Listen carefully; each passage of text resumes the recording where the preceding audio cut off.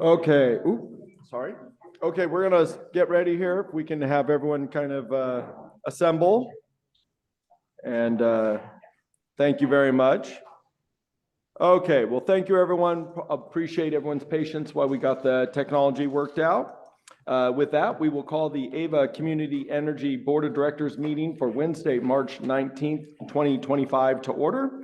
It is 6:07 p.m. And with that, can we go ahead and have a roll call, please? Swearing in? Okay, yeah, we have a couple new members. Are they with us? I apologize. We have member Solomon, and we are waiting for Supervisor Garcia. Why don't we go ahead and start with Solomon, and then we'll go from there. Great. Your name. I, Matthew Solomon. Do solemnly swear. Do solemnly swear. That I will support and defend. That I will support and defend. The Constitution of the United States. The Constitution of the United States. And the Constitution of the State of California. And the Constitution of the State of California. Against all enemies. Against all enemies. Foreign and domestic. Foreign and domestic. And that I will bear true faith and allegiance. That I will bear true faith and allegiance. To the Constitution of the United States. To the Constitution of the United States. And the Constitution of the State of California. And the Constitution of the State of California. That I take this obligation freely. That I take this obligation freely. Without any mental reservation. Without any mental reservation. Or purpose of evasion. Or purpose of evasion. And that I will well and faithfully discharge. And that I will well and faithfully discharge. The duties upon which I'm about to. The duties upon which I am about to. Thank you. Well, welcome. All right. And we still haven't had the alternate from San Joaquin, so we'll keep going, Adrian, if that works for you. Great. Okay, I hope everyone had a great St. Patrick's, and on that, we will go ahead and do a roll call vote, please, or roll call, please. Thank you. Alameda County. Present. Albany. Berkeley. Present. Dublin. Present. Emeryville. Present. Fremont. Hayward. Present. Lathrop. Livermore. Newark. Present. Oakland. Present. San Joaquin. San Leandro. Present. Stockton. Tracy. Present. Union City. Here. Community Advisory Committee. Present. Piedmont. And Pleasanton. Present. We have a quorum. Thank you very much. And with that, if I can please ask our newest member, Member Solomon, to lead us in the pledge. Please rise if you are able. Thank you. Pledge allegiance to the flag of the United States of America and to the republic for which it stands, one nation, under God, indivisible, with liberty and justice for all. Thank you very much. We are now moving to item number 3. This is public comment. This item is reserved for persons wishing to address the board on any AVA-related matter that is not otherwise listed on this meeting agenda. Public comments on matters listed on the agenda shall be heard at the time that matter is called. Members who wish to address the board are asked to limit to 2 minutes and to complete an electronic speaker card. We will start, as I standardly do, with, are there any public comments for item number 3 in the room? Please approach the podium at this time. Seeing none, online? Yes, Jessica Tovar, you're recognized for 2 minutes. Hello, board members. My name is Jessica Guadalupe Tovar with the Local Clean Energy Alliance. I just wanted to share a little history. Well, first of all, welcome to everyone who's new to this board. The Local Clean Energy Alliance has really deep roots in advancing community choice, and specifically around the AVA Community Energy, which used to be known as East Bay Community Energy. We did a lot of advocacy with community-based organizations, different community groups, labor groups, really a huge intersection of different organizations to advance this community choice and to have a unique one that doesn't just focus on cheap rates and remote energy, but one that actually commits to building community benefits within the territory that the agency serves. And so we're really proud of that. We're really proud of the agency. And there's just some really unique history What we advocated for was the local development business plan as a roadmap for how this agency can roll out benefits to the community. And so you should be very proud of joining an agency that is so innovative. We have a lot of work to do. We're really excited, Local Clean Energy Alliance, as well as our affiliated alliances, in working with you to continue to make more community benefits in the territory that you serve, so that you can continue to be a unique and very standout agency. Thank you very much. Clean power to the people. Thank you. There are no further hands raised at this time. Okay, we will close item number 3, which is general public comment, and we will go to item number 4, which is closed session public comment.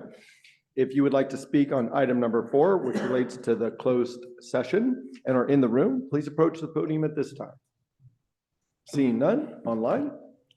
There are no hands raised. Okay, we will close public comment, item number 4, and we will move to item number 5, which is closed session, public employee performance evaluation pursuant to code 54957, Chief Executive Officer. For those members online, the closed session link for Zoom was put on a calendar invite to you. And for the rest of us, Raisa, you're going to take us to the room. Okay, thank you. We're going to adjourn to closed session. Thank you.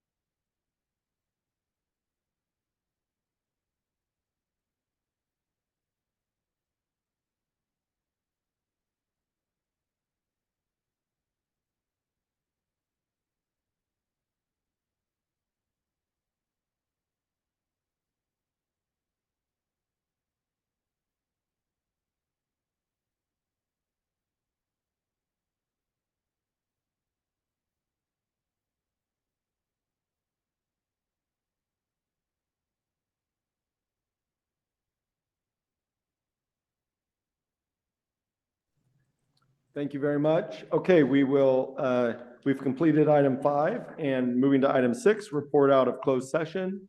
And just to confirm, our attorney, excuse me, Ava attorney, no reportable action. No correct? reportable actions, that's correct. Thank you very much. That completes item number 6. Before we go to consent calendar, I just wanted to make a slight agenda change. Appreciate it if everyone follows along. On the regular agenda, we're going to rotate 17 and 18. We will do item 18 first and then 17. So just on request of staff, we'll just take care of that change. So I'll get to it when we do it and guide us through it. All right, with that, we are moving to the consent agenda. The consent agenda can be passed by one motion, as everyone knows. This is items number 7 through 13. Same process. I want to make sure we get the CAC. Oh, and thank you, Adrian. We need to swear in a new member, so we'll pause for that. Thank you. Supervisor Gardia, you can raise your right hand, please, and repeat after me. I, your name, I, Mario Gardia, do solemnly swear do solemnly swear that I will support and defend that I will support and defend the Constitution of the United States the Constitution of the United States and the Constitution of the State of California and the Constitution of the State of California against all enemies, foreign and domestic, against all enemies, foreign and domestic, and that I will bear true faith and allegiance that I will bear true faith and allegiance to the Constitution of the United States to the Constitution of the United States and the Constitution of the State of California, and the Constitution of the State of California, that I take this obligation freely that I take this obligation freely without any mental reservation without any mental reservations or purpose of evasion, or purpose of evasion, and that I will well and faithfully discharge that I will and basically discharge the duties upon which I'm about to enter. the duties at which upon I'm about to enter. Thank you very much. Thank you, and welcome to the board. Okay, was that our last swearing in, Adrian? Yes. Okay, so back to the regularly scheduled program. Consent calendar, items number 7 through 13. We don't have a staff presentation on it, but I would like to see if the CAC would like to make a report on any of these items before we go to clarifying questions and public comment. Okay, perfect. So with that, any questions by any members in the room for items number 7 through 13? Seeing none, any questions by any members online for items 7 through 13, the consent calendar? Aye. Seeing none, we're going to go to public comment. Yes. Are there any public comments on items 7 through 13 at this time? If you are in the room, please approach the podium. Seeing none, online. Yes. Jim Lutz, you're recognized for 2 minutes. Yeah, Jim Lutz here. I'm a member of the CAC, but I'm speaking for myself. I did a quick review of the contracts entered into, and there was a contract consulting service agreement for Kitchen Stadium, Inc. for $150,000. And I'm guessing it's just for, public swag and stuff, but it just, I have no idea what that was about, if it's a reasonable number, if it's a decent way of doing it. So just questions, some clarifying questions about it. That's all. Thank you. Is there no further hands raised at this time? Okay, we'll close public comment on consent. And staff, do you mind maybe just clarifying that real fast if you have anything to add to that? Yeah, it is a broad platform for all like concessions, snacks, some of the swag shop things that we do. So it's a contract we have done through our Human Resources Department for collection of all of those services. Okay, thank you very much. With that, we've asked clarifying questions and public comment. We are now in bringing it back to the board. What would the board like to do? Berkeley. Okay, motion moved by Berkeley, seconded by San Leandro. Any further comments before we take a roll call vote? Seeing none, roll call vote, please. Thank you. Alameda County. Aye. Albany. Aye. Berkeley. Aye. Dublin. Aye. Emeryville. Aye. Fremont. Hayward. Aye. Lathrop. Livermore. Aye. Newark, Aye. Oakland.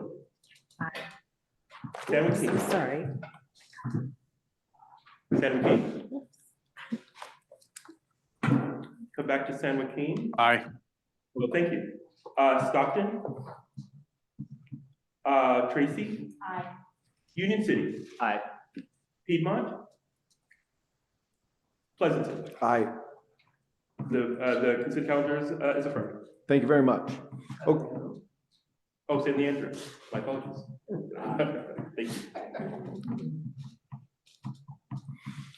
Thank you very much.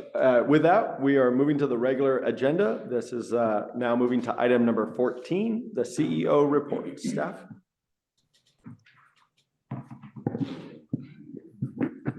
Adrian, I'll let you pull that up. Start with just a quick summary of our recent subcommittee meetings. We had an execcom meeting on March 5th, where we talked about an update on the critical municipal facilities program, as well as the local development fund reconciliation, which we're also going to speak about today. Our next meeting is on Wednesday, April 2nd at 3 p.m. We also had a finance administrative and procurement subcommittee meeting that was held on March 12th. We reviewed the FAP agenda items that are foreseeable over the next several months, our Q2 financials, which were on our consent calendar, our reserve fund item, which we're talking about this evening, as well as an item related to accounts receivable recovery agent contract and the unclaimed funds policy. So fairly packed meeting. Our next one will be on May 14th at 1 p.m. And then our MRL, our Marketing Regulatory and Legislative Subcommittee meeting was canceled due to a lack of quorum previously. Our next meeting is going to be on Friday, even months from 10 to 11:30 on April 18th, June 20th, October 17th, and December 19th. So that appears to be the new time that should work for the new MRL subcommittee members. So just confirming those times. Excuse me. Next update, I just wanted to share that we are going to change our board space going forward. So this is our last meeting here for the regular board meeting. Going forward, at least for the foreseeable future, we will be in our AVA's primary office location, which is at 1999 Harrison Street, Suite 2300. We will have, there's underground parking at that building. It's $5 per hour with a daily maximum of $30. And there's also street parking available around that building, in and around that building. We will have bike parking in the building as well. And then for those that are attending that meeting from the public, they are able to either put their names in with security, which is a list that won't be disclosed to AVA Community Energy, and be allowed up through the elevator bank. We will also have a staff escort there that will allow members of the public as well as board members up through the elevator bank so that they don't need to check in. So both of those are options, and then we'll do it in our primary space for those meetings. Moving on, there's a local development update here that's listed with an attachment at the end. So I'm going to skip that one and we'll come to it at the very end. So the next one I'll talk about is AVA in the community. This is just a list of some of the community events that we're attending. Spring starts to things start to pick up, as you can imagine. And in particular in Stockton and Lathrop area, we're trying to be very active so we can engage with our new communities, educate them about who we are and everything like that. So that's just a list. It's pretty well spread out throughout the region with a heavier emphasis on the Stockton and Lathrop area, of course, as we're trying to get to know them. So that's just March and April events. Stockton Lathrop enrollment update, just a few little stats here. The enrollment is going well. We've been sending out notices throughout February and March, gearing up for our launch in April. So we are just less than a couple weeks away here. So very exciting time. As of March 11th, we have just 2% of eligible customers who have chosen to opt out of our service. We hope and expect that number to remain low. Customer service team has been fielding quite a number of calls to help educate those callers about who we are, what to expect. So it's been about 300% increase in call volumes compared to 2024. Obviously, with any expansion, that's pretty typical. So we need to expect that, and we've been well staffed up there. About 60% of that is through our call center, 35% through online web forms, and 5% is using the bilingual automated phone service. So a little bit of a mix there. Last item on the CO report is jumping back to our local development key efforts overview. So given the number of programs we have going on in sort of design and development phase and about to be implemented or launched, or some that have just been implemented or launched, we just wanted to give a quick overview of what those programs are to inform, in particular, our new board members on what's going on from a programmatic standpoint. So I'm going to do a really high level of these various programs. There's just about 10 or so. The first one is Healthy Communities. That's in a pilot stage right now. So that's where we're installing 200 induction stove cooktops for free to low-income customers. We are monitoring the air quality before we put it in. We are monitoring the air quality after we put it in to see what those improvements are. And there's a potential that we'll scale that program up depending on what we see in terms of those results. So that's underway. That was launched in October 25, and we expect that to be about a year-long program. A lot of interest in that program. Our next is Critical Municipal Facilities. I won't go in depth on this. We've provided some recent updates to the board already on this program. It has hit some challenges, but we have a few different paths forward, and right now we issued an RFQ for EPCs, engineering, procurement, and construction vendors to actually build those projects and potentially put them on our balance sheet. So we are evaluating the pricing and the options there to build those projects, and we will bring forward something back to the board probably in the next couple of months with a recommendation and some action. Ava Charge is a program related to our DC fast charging portfolio. We've got about a dozen sites lined up for that initial phase of projects. Right now, we have one site that is live in Oakland City Center West, so it's just a few blocks from here. We're going to gear up for sort of a ribbon cutting and a hard launch in the next couple of months there. So really excited for that first site to be open. And then we have a handful of sites just beyond that. So, and as a reminder, that program has got a board commitment of $30 million over 10 years. And to date, we've put about $14 million into that program to help manage and reserve against the risk for that program. The next program is called Smart Home Charging. So that's imminent. We're actually designing a managed home EV charging program that offers residential customers some incentives for allowing Ava to actually control the time and duration of that charging. And we've partnered with OptiWatt for that platform.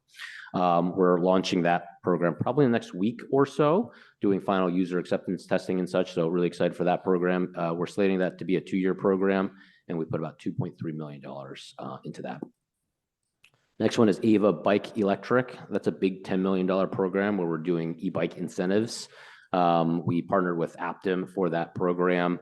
We're slated to launch that in July. So we're a few months off from that right now, anticipating that to be about a year-long program. And $6 million is funded through Ava, $4 million from ACTC. Next one is our Smart Home Battery Storage Program. We've talked about this a number of times. This is our solar and storage incentive program. There's an upfront incentive piece. There's an ongoing incentive piece. We're trying to get behind the meter solar and storage installations to adopt more storage. And with that incentive program, we are able to, Ava is able to have some utilization of that battery for our own purposes. That program is slated to launch in the fall. Total of $31 million put towards that program. Next, perfect, Adrian, thank you. Next one I'll talk about is Resilience Hubs. So that's a little bit associated with the Solar Storage Incentive Program. Certain funds have been allocated specifically for Resilience Hubs, so about $7.5 million for Care and Fair customers and Resilience Hub solar storage incentives. We've done a $2 million technical assistance contract there, and then we've also done about $1 million in grants to help design, develop some of the criterias and definitions around resilience services. So that's in process right now. 2 more to go. Building Efficiency Accelerator. That is a commercial energy efficiency program that launched back in May of 2023. It's a 3-year program. We brought this forward to the board not that long ago to do an adjustment on that funding. So we have $5.5 million from the CPUC and $1 million from Ava for that. So that one's underway. And then the last one is related to heat pump water heaters. So this is a little bit of a lighter touch program, $1 million in rebate related incentives that are being issued through Stop Waste, and then $350K that we put through into solar app for more efficient permitting process there. And that is it in the CEO report. Thank you very much. All right. CAC, do you have anything you would like to add to that at this time? Okay, great. So we'll go with any clarifying questions of any members in the room related to the CEO report, item number 14. Yes, Tracy. I wanted to share that Ava is also participating in the Tracy Earth Day on April 26th. Oh, thank you. Well, Must have Any, missed that. Apologies. anything else? Any other questions? Yeah. Yes, thanks, Chair Ball. For Executive Chang, quick question on the increase of 300% on the volume of calls coming in. Could you give us an idea of the temperature, what are the questions that are being asked, and then the temperature of those calls? Are they positive, are they negative, are they ambivalent? Sure. I'll speak to it a little bit and I'll see if Annie wants to comment at all as well. The number seems large, but we typically actually get fairly low call volume, so it's not an alarming number. Just I'll caveat with that. Usually a lot of the calls are just to get informed about what Ava Community Energy is. It's a new entity.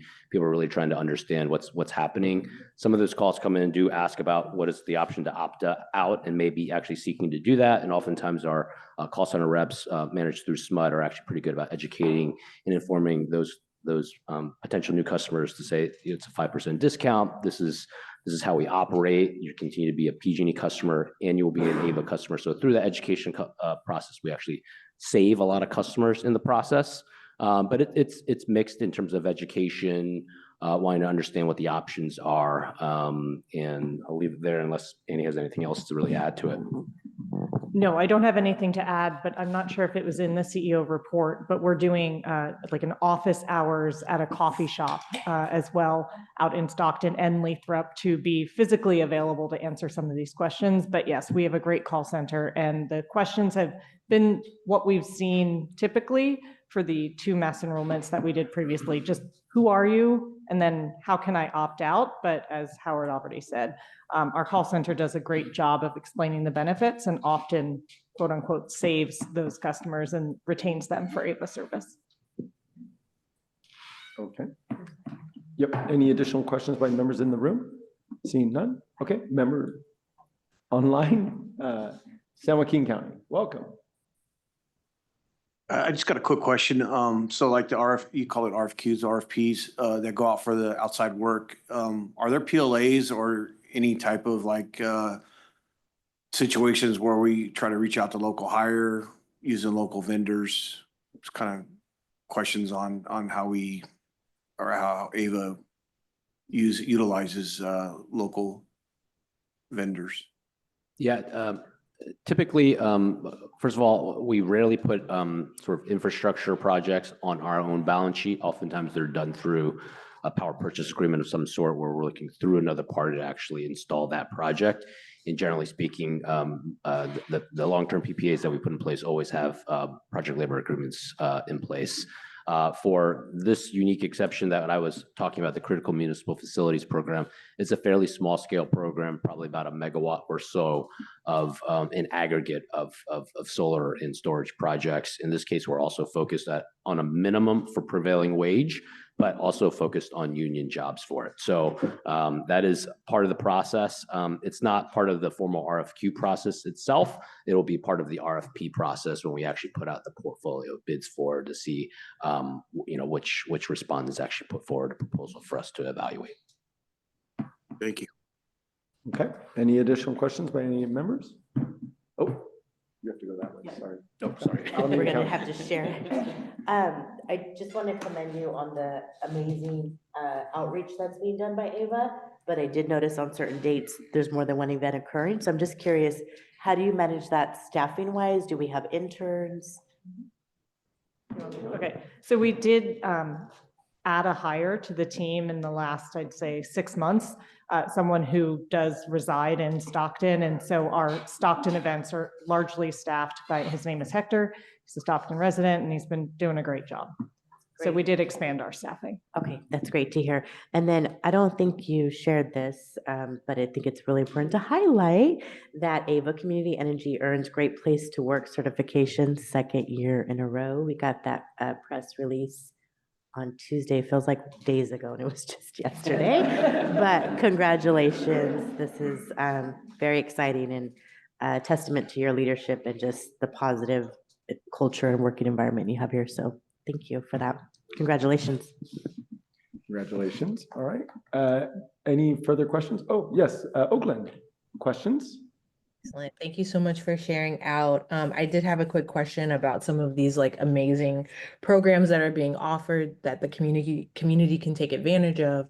I was curious, is that information just kind of sent out in a newsletter? How could I potentially get a hold of some of these incentive programs, namely like the e-bike one, just to ensure that, you know, constituents in Oakland are able to take advantage? Absolutely. So many of the programs highlighted here are in the sort of design and soon to be in the implementation phase. So the e-bike program, as an example, is not live yet, but is just a few months off. So certainly as we are approaching that, we are going to get both our website, we have a whole marketing campaign designed to make sure to get email out to our broader territory, and we will certainly share that with board members as well, so people know how to go seek those incentives. And certainly that is the case for all of these programs as well. So only a few of these sites are actually a few of these programs are actually live at this point. So Healthy Communities is one example. In our website, there is a link that you can find to see how you may qualify for that particular program. Howard, if I may just add one more thing. So we have a group of staff members from every one of our member jurisdictions that we meet with on a at least monthly basis, and we provide to them a marketing kit. So when these programs do go live, we will be sharing that with staff of your city or county so that they can put it in local newsletters, share it on social media and other channels that are unique to your city or county. Thank you so much. And kind of as mentioned, ideally it would also come to me as well, right? Okay. She said absolutely. Yeah. Okay, excellent. Thank you. Okay. Any additional questions before I go to public comment? Yes. One CC. clarifying question, Howard, in regards to the RFQ on the critical municipal facilities program. I think I heard you say a couple months. Is there for the RFQ to come back to the board? Is there like a timeline, because that has that NEM 2.0 concern about April 2026. Is it moving faster than that, or can you let me? Yeah, so the RFQ is what just went out, and we will issue an RFP separately from that, which will actually have the portfolio and some of the specs related to the sites that we're looking to get built on. And then we'll get those proposals back. We will evaluate them. We'll determine really through those bids, what is the path forward to build these projects, which ones we will select, what's the realistic time frame, and what is the commercial contracting arrangement that we'll move forward with. It is with that information that we'll come back to the board with either an informational item first, or maybe a direct action item, depending on how quickly we can get those contracts in place and seek some action from the board. And do you feel it's important to have it back to the board with your direction within the next 2 months? Is that what you're?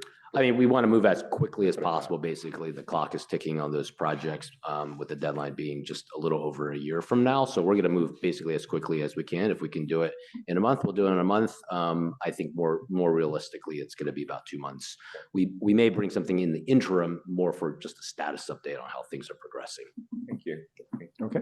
Any additional questions before we go to public comment? Seeing none, public comment. So if you would like to speak on item number 14, the CEO report, and are in the room, please approach the podium at this time. Seeing none, online. Yes, Jim Lutz, you're recognized for 2 minutes. Yeah, Jim Lutz again. Howard, I really appreciate seeing the local development update summary. It's nice to have it all in one place and sort of see the status of it. And hopefully we'll get regular reports like that. I had a question of why wasn't the electric truck charging program in Livermore included? Is that because this is just new stuff, or is it, or something, or is that program gone away, or what? That's all.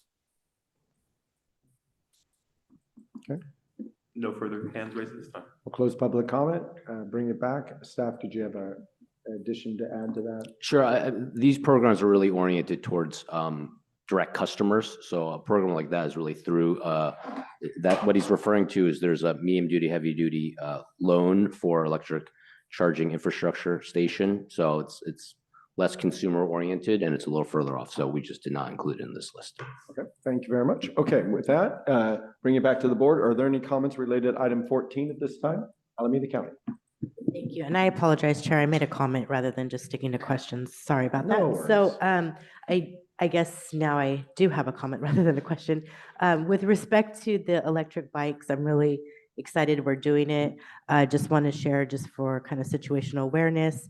I took a tour of our newest trauma center at Washington Hospital in Fremont, and it was really concerned to hear that a significant number of their patients have been there due to injuries from riding electric bikes. So I feel it is our responsibility to educate the public on how important it is to wear helmets. So however we could incorporate that with the launch of this program, I just feel strongly that we need to educate not just children, everyone should be wearing a helmet. Thank you. If I could just add a little comment there. I will remind the board also that we did increase the side incentive with that program to actually increase, I think it was $100, $250 for specifically because of the protection gear we felt needed more funding. So we wanted to ensure that we were able to support that. Okay. Any additional comments by any members in the room? I do. Yep. Thanks, Chair Baldwin. Executive Chang, representing Dublin, we actually have a particular Dublin Police Services, let's call it, for lack of a better term, an ordinance about the age of who can own an e-bike and the type and category, because there's 1, 2, and 3, depending on speed. So if I may, I'd like to provide that to the team. That's for review. Great. Yeah. Thanks. Just wanted to comment on that. JP Ross, Vice President of Local Development. So we have a minimum age limit of 18 in order to participate in the bike incentive program. And then there is limitations on the category of bike and the wattage of the motor, which then indicates how fast the bike can go. So those are 2 safety provisions that we took into account. Okay. Any additional comments by members in the room? Berkeley. Yeah, I would also like to echo everyone in commending CEO Chang and staff for the incredible work. I was excited to hear about the great amount of interest in response to the new RFQ for critical facilities.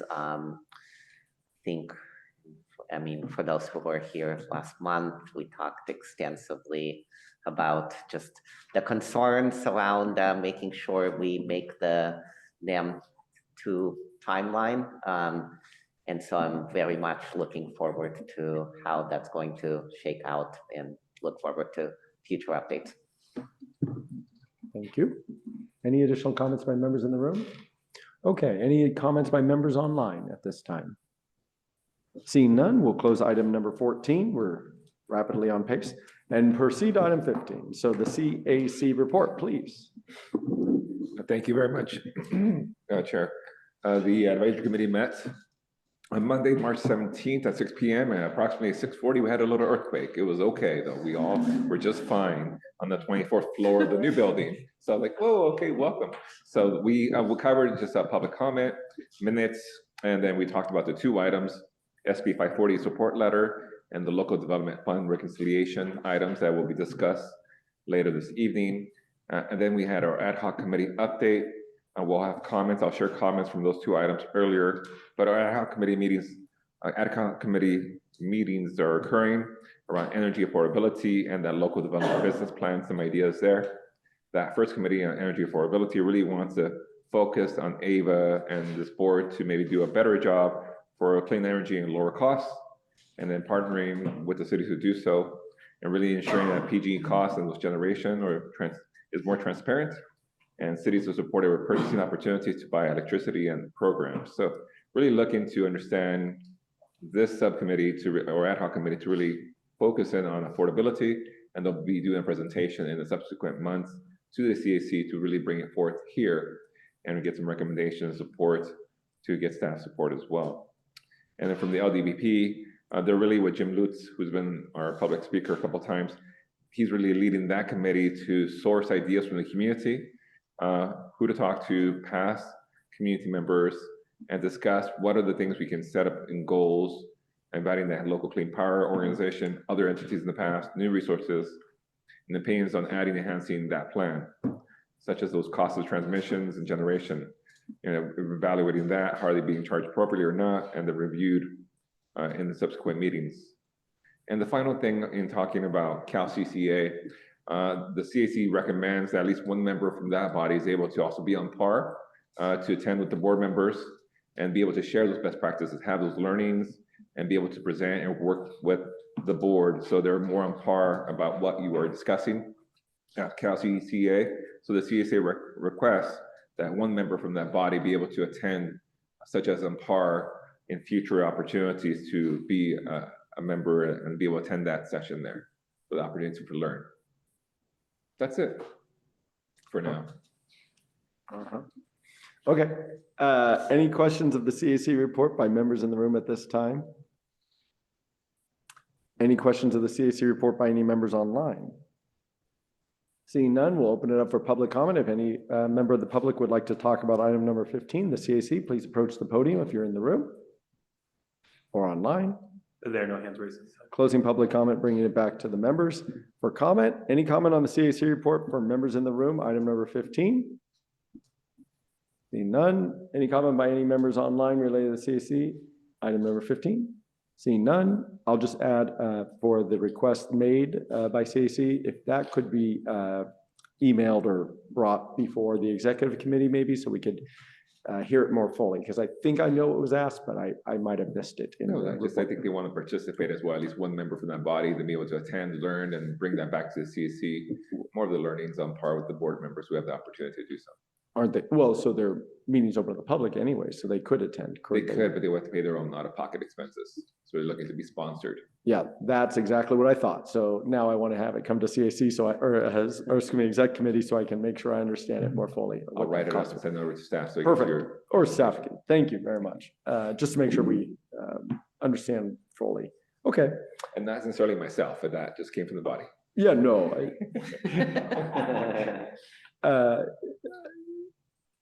Yeah, thank you. Okay, any further comments on item 15? Okay, we'll close item 15. Thank you very much. We're going to be moving to item 16. Just a heads up reminder again that we've swapped the order of 17 and 18. So with that, item 16, reserve fund policy review. This is an informational item. Howard, Russell, and Jason, I believe, are presenting. Yes. Thank you. All right, we can jump to the next slide, Adrian. So we teed this item up because we were responding to some of the questions and dialogue that we've had with the board historically around, well, we've got a 25 to 75% range. How do we think about effectuating and managing the reserve allocations year to year, given that range? When do we stop allocating towards reserves and thinking about allocating funds to other areas? So this is a little bit informational just to review what our current reserve policy is, and particularly for our new members to get up to speed. It's also just present on some benchmarking that we've done across the industry with other entities of a similar nature to see where their reserve policies are at. And we wanted to talk a little bit about what does a utilization of this fund actually look like, and what does a longer term funding plan look like, so that we have greater visibility into how we continue to allocate towards this, towards our reserves with that in mind. And then lastly, I'll touch on a little bit of the concept of a rate stabilization fund and how that plays in as well. So starting off, just a little bit of a quick summary of what our reserve policy actually is and the history of it. So when we launched as an agency in June 2018, we actually passed our first reserve policy. In that policy, we had 4 different categories. We had a sort of an operating reserve, a rate credit reserve, a collateral reserve, and a local development reserve. So it was a little bit complex, and we had sort of a waterfall mechanism for how we allocated funds into that reserve. After a few years, in January of 2021, we did an amendment of that reserve policy in light of what we learned in the industry, in light of what we had discussed with our credit rating agency, and because we had restructured how we manage the local development fund as well, so that we actually earmark some funds separately there. We'll actually talk a little bit about that fund reconciliation later this evening. And so in light of that, we sort of simplified the reserve policy, collapsed it all into one sort of bucket, which was in response to some of the feedback that we had from the credit rating agency S&P, to simplify that and understand how that, what that looked like. And it is one single credit reserve fund at this stage. And it has a target funding level of 50% of annual operating expenses for the fiscal year, with a minimum and a max of 25 to 75%. So that's the short summary of what that reserve policy is today. Next slide, Adrian. So we wanted to do some benchmarking of other types of agencies and load serving entities to see where our reserve policy compared to some of the others. So we surveyed 23 agencies to do that benchmarking. You can see the full list there. A large number of them are CCAs. They also include other publicly owned utilities like SMUD and LADWP. And it also includes some local public agencies to Alameda County, like AC Transit, EB Mud. So it's a fairly comprehensive set of entities that we think reflects agencies with some similarities to our own. Next slide, Adrian. So these are some of the basic survey results. At a high level, our reserve policy looks fairly similar to the other reserve policies. And we did some quantitative analysis just to look at what were the target levels and min and max levels relative to the sort of comparable set. So 22 of the 23 had averages at 48%. So ours being at 50%, very, very closely in line with that. That is as a percentage of annual operating expenses or gross revenues. One of those respondents had no target identified, so that was the sort of the outlier there. On the minimum side of things, we had close to half of the sample set, so 12 of the 23 had an average of around 29%. So our minimum is at 25%. So again, fairly in line. The other 11 did not have a minimum reserve target identified.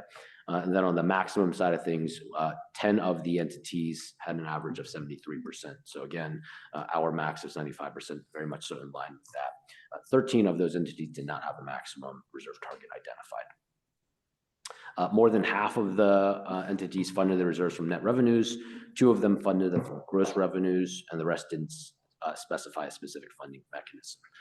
Ours is via net revenues, so in line with the lion's share there. And then in terms of utilization, 10 of them allow CEO discretion for use, 8 require board approval, and 5 did not specify. Our reserve policy does require board approval for use of the reserves. Next slide, Adrian. So this is just a reminder. We've seen this table a few times recently. Just a quick recap. We're currently at $331 million, and that equates to about 40% of our current fiscal year's operating expenses.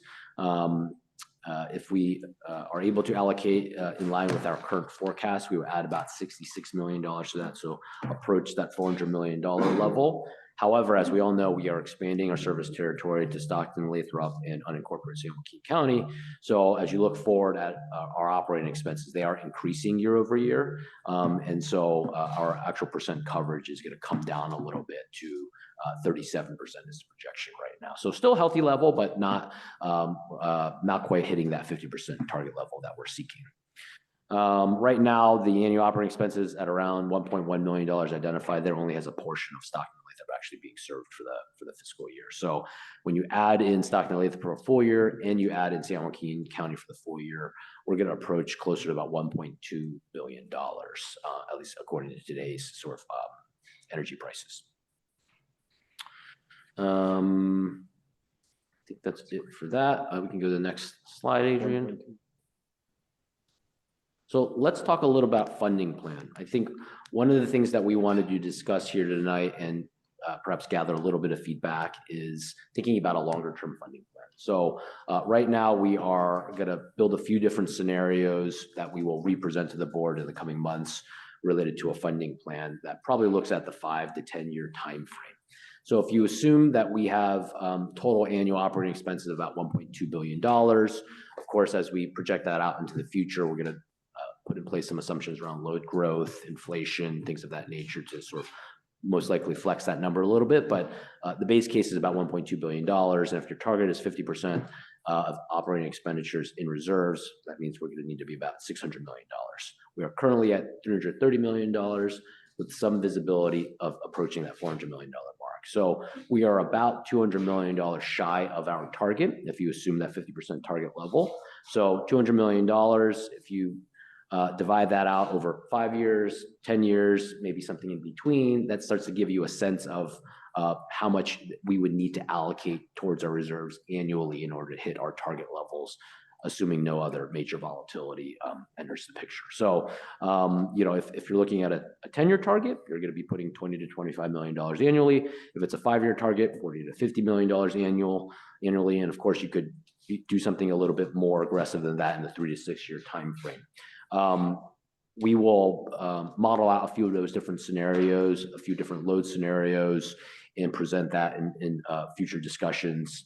But we just wanted to initiate this concept of a longer term funding plan and establishing some certainty around how you would allocate reserves towards it, and gather some feedback about interests around shorter duration, longer duration, and how we should approach that. So that was something we want to present on. Next slide, Adrian. Also wanted to talk a little bit about utilization of the reserves. So what is outlined here is directly from our reserve policy itself, sort of speaks to what are the instances of utilizing that reserve for long-term financial independence and rate stability, to secure favorable commercial terms, to support the maintenance of a credit rating. Currently, our credit rating is an A rating from S&P, to provide liquidity for unanticipated expenditures, to meet AVA's strategic objectives, and to have cash available for other operational needs as approved by the board. Certainly at times during the board setting, we've called into question, well, could we use our reserves for this or that? Fortunately, we have not encountered any major issues or risks that this agency had to face where we've had to seek additional funding. But those risks are certainly there. We see the market volatility that's out there. As you consider potentially owning projects and putting assets on your balance sheet, you're obviously exposing yourselves to greater financial risk. So those are all considerations for how we want to utilize that reserve policy. The analogy I like to use is this is a little bit more of that natural disaster fund, that earthquake fund. It's not the fund, it's not the savings that you want to use, that you plan to use, but you need to have there for that really, really, really rainy day. If there's an earthquake, if there's a flood, if there's a wildfire, if you are owning assets and you have major outages and capital expenditures that need to take place that are unplanned, this is a large sum of money that is there to weather and absorb those types of risks. So that's the way we sort of like to speak to that. Next slide, Adrian. So on slide 8, I want to introduce the concept of the rate stabilization fund as well. We currently have a GASB 62 revenue deferral fund. We've allocated towards that fund year to year for various reasons. One of those reasons, for example, if you recall a few years ago, we had incremental renewable energy and storage investments, and that came through a budget surplus waterfall. And so we put about $15 million or so into that fund for that purpose, so that when we were to sign an additional incremental PPA, we've had some funds to go put towards that project. Other reasons we put funds towards that are through the budget surplus, we'll have excess funds that we plan to issue back in the form of unbilled credits to customers. We want to match that timing up in the year that we actually issue those credits from the year that we actually recognize that in our financial statements. So we'll actually defer that revenue several months until the time that we actually issue those unbilled credits. So that's another reason that we've done that. So there's reasons like that we've built a small revenue deferral fund. What I want to introduce now is increasing that rate stabilization fund, which is a common fund that we see amongst publicly owned utilities and CCAs, where you are building a fund there for utilization in more frequent circumstances than your reserve fund. There's more discretion for staff to utilize that fund. It's a generally probably a smaller level funding. And that's something where you may use it 1 or 2 times every 10 to 20 years. So really when there is a down cycle in the market and you need to maintain your rates or your value proposition, then you have funding in there to allow you to do that. So not huge catastrophic circumstances, but sort of more cyclical market circumstances. This is just introducing the concept. We will bring forward more information around this to the board in the coming months to sort of lay out a funding plan and a utilization plan there in a little bit more detail. But wanted to introduce that and also wanted to talk about the concept there in the bottom right, which is that waterfall of liquidity resources. So we have working capital on our balance sheet. We need that obviously to manage our everyday energy expenses, which do have that volatility and have some timing delays between collecting from customers needed to pay our contracts. So that's obviously our kind of first tier of liquidity. Our second one is that rate stabilization fund that I just talked about. So beyond your working capital needs, if once every 10 years you need to pull some funds from something, your rate stabilization fund would be there for utilization. Your third sort of tier of liquidity is a credit facility. So we have a $200 million credit facility with US Bank. It's there sort of for liquidity insurance purposes. We historically have not needed to pull from that. We use it to post some security or letters of credit for certain energy counterparties, but for the most part, that is an underutilized facility. So it's there really to sort of backstop liquidity needs in certain circumstances, which we have not encountered yet to date, fortunately. And that last line of defense is your reserve fund. So that's the reserve fund that I just spoke to. You hope not to utilize that, except in pretty rare and unusual circumstances. So that's the concept we want to lay out, and we want to flesh out a little bit more in the coming months as we sort of talk a little bit more about a recommendation for how to fund a reserve policy, as well as how to fund a rate stabilization fund. Last slide there, Adrian, just to kind of wrap up. So in summary, what we found through our research and our benchmarking is that our reserve policy is very much so in line with industry norms of similar agencies. Today, I think we'd like to seek a little bit of feedback on the concept of a longer-term funding plan and what we may want to target in terms of a time frame. And certainly if there's any feedback just in terms of that sort of liquidity waterfall, how we think about rate stabilization fund policy, that would be welcome as well. The little bit of feedback that we did get from the FAP, so we did present this to the FAP just a week ago, provided feedback of just being prudent and being cautious in terms of that time frame, given the risk that we have in front of us and some of the uncertainty on the federal horizon, just making sure that we're conscious of that in our liquidity needs when we start developing a plan for how we want to fund the reserves. That's it. Okay, thank you very much. With that, we will go with clarifying questions of members in the room at this time for item number 16. Yes, Hayward. Thank you. So I just wanted to ask for our reserve, in the case of like a natural disaster, seems like more of the infrastructure issues would go with PG&E, right, as far as lines going down and stuff. So what's our exposure then as far as what we're compensating for in a disaster like that?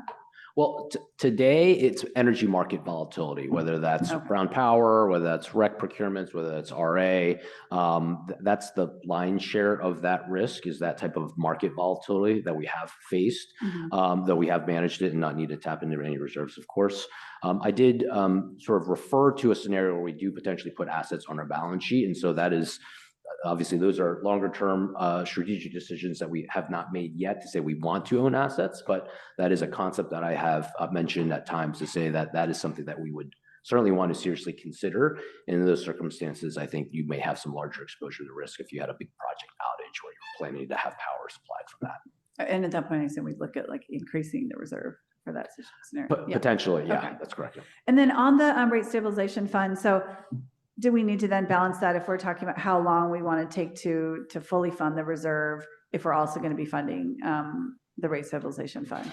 Is that why you're sort of bringing? Yeah, I think we want to look at those things together, obviously, and think about what is the time frame that we want to allocate to each of these, and what does a particular waterfall look like. Okay. So there's a little bit more that we want to develop in terms of that plan, but yes, I think we'd want to look at those together and not siloed, of course. And then given, like you said, the current sort of political volatility of where funding is going to be coming from, Yeah, I mean, I guess when you bring this back, will you have a little bit more information, but how do we then decipher? Do we pay this, do we fully fund in 5 years? Do we fully fund in 10 years? I mean, to know what is it that we're worried about having liquidity for at this point? Yeah, absolutely. And we can model out some of those scenarios. And part of our reason to present this now as an informational item is just sort of introduce the topic and gather any initial feedback.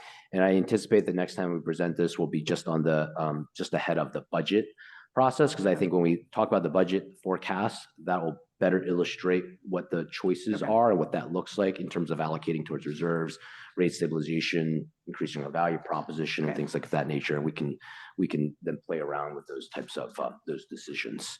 And I also I failed to introduce Rusty Mills here, just to see if he had any additional commentary he wanted to share in terms of the reserve policy or in response to these questions. Yeah, I think the only additional comment I would make on her initial question is the revenue side. I think one of the most important things for ratings, supporting our A rating, is going to be revenue sufficiency. So, in a natural disaster, it's not just the cost that can go up, it's the revenue side. So collections could be forestalled for a period of time. Maybe folks can't make payments for a number of months, that kind of thing. So just wanted to add that comment. And yeah, I think, as Howard said, looking at it holistically, where it's a waterfall, but you can almost think of it as a tower. Like, you want it to be built fairly strong, and so each level is going to have a purpose. And a lot of these same uses that he has described are utilized across the other CCAs and public utilities that we surveyed. All right, thank you. That's helpful. Thanks, Chair. Okay. Any additional questions by members in the room at this time? Yes, Emeryville. Yeah, thank you. And just following up on the stabilization fund that you mentioned, can you give it, I know that it's very early stages, but a sense of scale of, if the reserve fund is, the target's 50%, what approximately are we talking? 10%, 50, 100% for the stabilization fund? Yeah, I'll make some commentary and certainly see if Rusty wants to chime in as well there. But as a starting point, I'll say the rate stabilization funds, when you look at that across benchmarks, there's a lot more variability in terms of what that looks like. So there's not as much consistency there, which is why, to be frank, we weren't prepared to really present what we would recommend or even paint a clear picture of that today. I would anticipate it's going to be a smaller level than a reserve fund, because that is a healthy amount of liquidity that you're carrying if you were to have something of similar nature. So we would likely have that smaller. I think we want to do a little bit more benchmarking work to really inform how would you set that level and what would be sufficient. Anything to add there, Rusty? Yeah, and just some of the utilities that have rate stabilization funds, they're sometimes modeled on weather-related events. So if it's a low water year or a high water year, you put money in or take money out. So there's as Howard said, a variability of uses and just how it's funded. And some are funded based on the rate setting mechanism itself. So it's something that's basically board directed and calculated. And then others are a little bit more to the CEO's discretion to recommend that we take money out to use for 1 year to keep the value proposition in place, for example. One other element I'll actually mention there too, Rusty's pointing to some other publicly owned utilities may do as an example. And what's unique about CCAs, when you think about our rates and our exposure to PCIA, is somewhat unique to CCAs. And so there's a concept where you may size that rate stabilization fund directly thinking about PCI exposure and volatility as well. So again, there's a little bit more complexity and sophistication we probably want to try to build into this. So still in that planning process. Okay. Any additional clarifying questions by members in the room? San Leandro.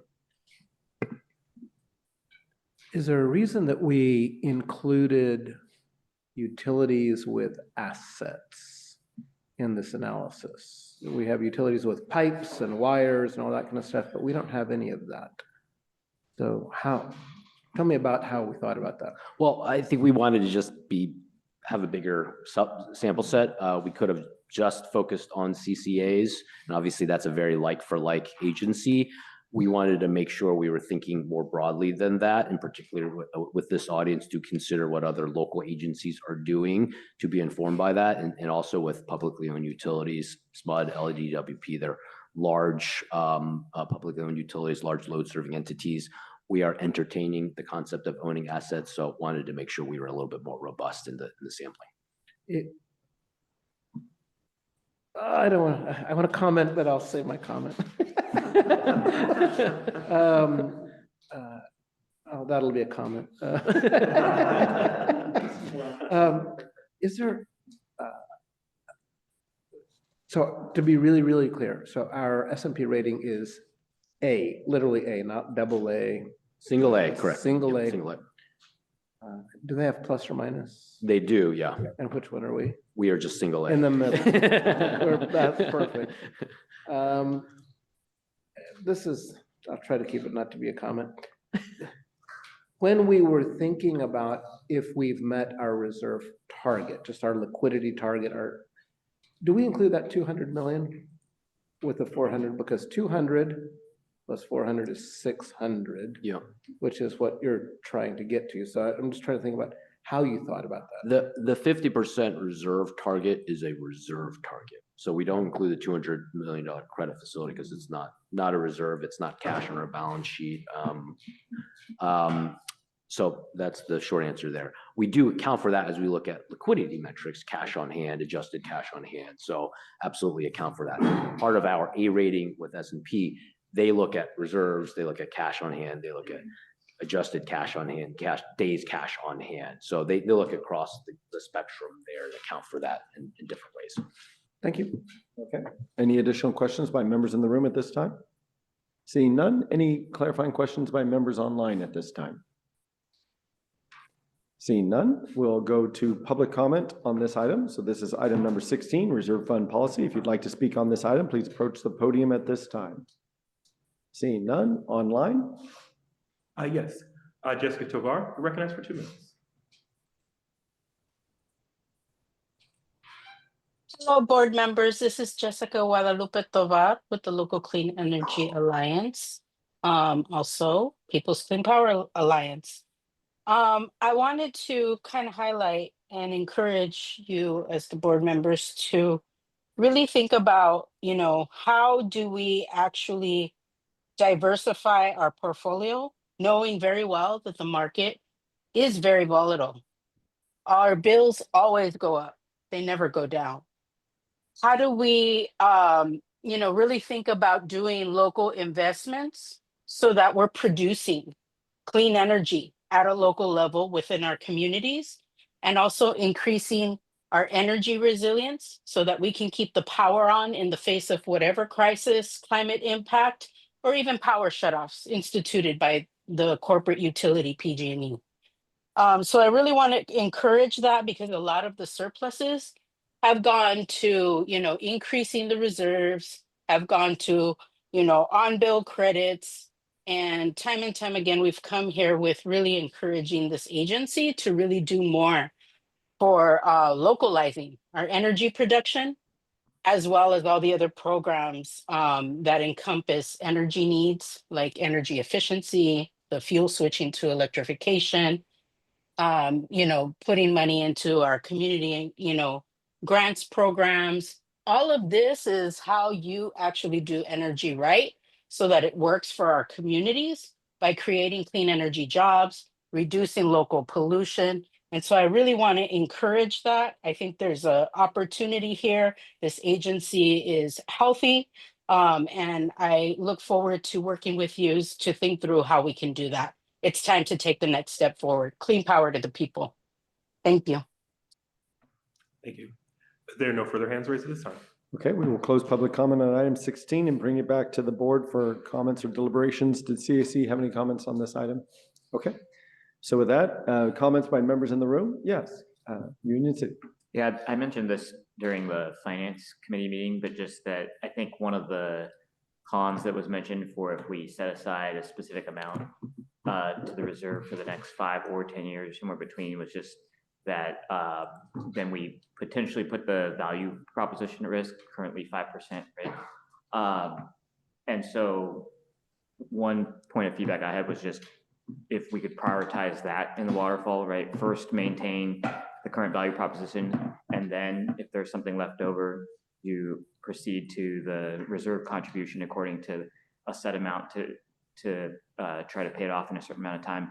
Maybe that's a hybrid, but I know now with some additional color on the rate stabilization conversations, that may play into it as well. But just that feedback that I think there's probably option, you were trying to summarize, right? Here's 2 or 3, and obviously there's a lot of different flavors of each of those. So that was all I had. Thank you. Any additional comments by members in the room at this time? You weren't in the room when I called that. I was right behind you. San Leandro. Okay, just in terms of request, when we actually go to action this, it would be nice to see the difference, if there's a difference in the reserve rates between those that really just have a whole bunch of infrastructure that they're worried about collapsing in an earthquake. And if someone said that, I apologize. Also be useful to see what the median value is. When I look at that standard deviation, it's also just a huge range. I can't tell if that data is really skewed. It's between 65 and 31 if it's normal. That's a big range. The other thought, I still am kind of stuck a little bit on this 400 plus 200 because that's cash that I have access to, and I get that there's risk other than liquidity risk that we're managing for. But because our rates are tied to PG&E rates, if there's market volatility and the price of PG goes up, well, then our rate goes up. So then I think the last part that I'm just left with is what happens if there's a calamity so that our ratepayers just don't pay us? And what does that do for our obligation? Because when I think about all the risks of where we're really exposed, I think that's one that resonates with me personally the most. But if that's not what I should be worried about, just please let me know. Okay. Okay. Any additional comments by members in the room? Members online, any comments by any members online at this time? Okay, seeing none, I'll just add a few if I may as well. I like the fact that the board has to approve the use of the reserve. I think that's an appropriate safeguard and element. And I understand that maybe at the lower level reserves, it's an executive direction or option to tap into it. The targets I was going to mention as well. I think my colleague mentioned that as well. The health is an interesting element for us because we're bringing on new facilities or new areas, new territory, for example. It's going to change that. At the same time, I am worried about the PCIA legal challenges or challenges at the state level and the NEM 2.0, 3.0 if we're going with the concern regarding critical municipal facilities and if we're going to lean into our partners or not to try to achieve that, right? So I think there's a lot more at play than maybe meets the eye. The value proposition, though, I think my constituents are extremely concerned about that right now in the rate of everything going on. So a lot there that I think, some direction, but there's a lot into this that I think we need to do. But I will say, I believe it's our responsibility to make sure we can provide the power and we're not any part of a risk of anything. If PG&E can't keep the equipment going, that's one thing. But if AVA's in the news, I want to make sure I'm doing the best I can to make sure we're not the problem for delivering clean power to people. So I don't want that press for AVA. I want us to be the solution provider, right? So. Okay, any additional comments before we close out this item by any member? Thank you very much. Okay, we'll complete item 16. We are moving to item 18 out of order as mentioned earlier. So right now, item 18 is Local Development Fund Reconciliation. This is an informational item by Andy. Welcome. Good evening. Hi, everyone. I'm Annie Henderson, the Chief Customer Officer at AVA. And we could go to the next slide, Adrian. For Adrian and I think this is our third time delivering this presentation. So I think we'll be pretty synced up on the slides. All right. So I wanted to start first by letting everyone know I did present this to the Executive Committee at the beginning of March, as well as to the CAC on Monday night. And then I'll move into sort of the methodology here. So the budget, this is looking at our local development fund, which starting in fiscal year 20, which just as a reminder means June 2019 through, July 2019 to June 2020. So when I say the fiscal year 20, it's that budget year ending in 2020. The reason that we're starting with 2020 is that the 2 prior operational years of AVA, then EVCE, we did not have a rollover of the funds dedicated to local development. So much like our other components of our budget, like for example, marketing, if you don't spend it in that year, it just sort of wipes clean and we go into the next year. Starting in fiscal year 2020, we decided to set aside that money in local development and allow it to roll over year to year. So this begins with fiscal year 20 and then goes into, the end date is for the budget is fiscal year 25. So that is our current budget year. The expenses timeframe goes from July 2019, so that's the beginning of FY20, and goes through September 2024. So it is not fully up to date. This was based on the amount of time it took to sort of put this information together, but it is directionally, I think, appropriate for us to take a look at this. These are not audited financials. Please don't get too dialed in on the figures, but I think directionally what it is intended to do is to remind you of the budget that has been allocated to local development, share a bit about our expenses through the fall of last year, and then also speak to what we've sort of earmarked or what we've already planned to deliver to our customers through incentives and programs. So if we could go to the next slide, please. A little bit more on that last part, the spent or earmarked funds. Some of these will eventually be reimbursed. It was mentioned in a public comment about a medium heavy duty electrification loan. That is not something that we have actually issued the loan for. However, in this assessment, I did just note that as sort of already accounted for. So there's sort of two buckets that the money falls into where I marked it as spent, but in fact, over time, it should come back to us.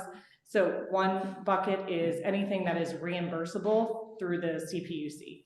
So calling out specifically our disadvantaged community green tariff, or DAC-GT as we often call it, as well as the building efficiency accelerator. That was that $5.5 million that Howard mentioned during his CEO report. We also have expenses that have been issued as loans to Block Power. This was a small pilot that we did, the drayage loan, and then also the city of Piedmont. We did an electrification loan for their their new municipal pool, which is all electric. So just note that some of this money will be coming back to us, but for this exercise, I've just noted as spent or earmarked. We could go to the next slide, please. So here is a summary, cumulative budget allocation starting in FY20 through the current year. And when we presented these items to the board over the years, they have more or less kind of fallen into these categories. And this is generally how we've been talking about our local development efforts over time. So here you get a sense of the distribution of funding over time to these different areas. We could go to the next slide, please. This represents sort of our major budget centers in those original budget presentations to the board. Everything listed here is for items over $2 million. If I broke it down into the smaller amounts, it gets quite lengthy, but I did want to call out some of those examples. There is workforce training, some energy efficiency, legal expenses that were below the $2 million mark. But what I want to highlight here are the major budget centers. So things like AVA Charge, this is our DC fast charging network. We have our incentive program for AVA Bike Electric. We have $10 million to Healthy Communities. That is for the expanded program. Right now, we just have the board authorized that as part of the budget, but then for execution, we have authorization for about $1.5–2 million for the pilot. But here you can see that we have accounted within these budget centers for about 83% of the total budget allocated over the years. Could go to the next slide, please. This is just broken up year over year. And I will call out here under the other expenses, this is legal, marketing, sponsorships, and memberships, as well as some administration. The vast majority of that is really for legal budget. We can go to the next slide, please. So why are we looking at an updated budget? So over time, sometimes our priorities shifted, sometimes the regulatory framework shifted, but it makes sense for us to, at this point, take a look back and see where we initially thought we might spend money and what is more appropriate at this time. So without reading through the entire list, I'll just call out a couple that I think are relevant. So at time, there were certain, we put money aside for community solar. Community solar became a program of the CPUC and is now rolled into that disadvantaged communities green tariff. So we no longer needed budget in the local development fund to support that. Similarly, we had NEM enhancements as an item in the local development budget. That, as we went into execution, did not actually fall as an expense. It shows up as reduced revenue because it is credits on a customer bill. So there were things like that that caused some shifting around in the budget. But this reconciliation is intended to identify and report the changes between the original and sort of where we are currently in our strategy and priorities. If we could go to the next slide, please. So here is a cumulative comparison between the original and then this updated, which I'll go into greater detail in the next couple slides. But then you can see the differential. And the big one, of course, is in the resilience, and that nearly $15 million, that represents the surplus budget allocation from last fiscal year. So that was the first time that we did this waterfalling where it was $14.9 million, went back into the local development fund specifically for the solar and storage incentives.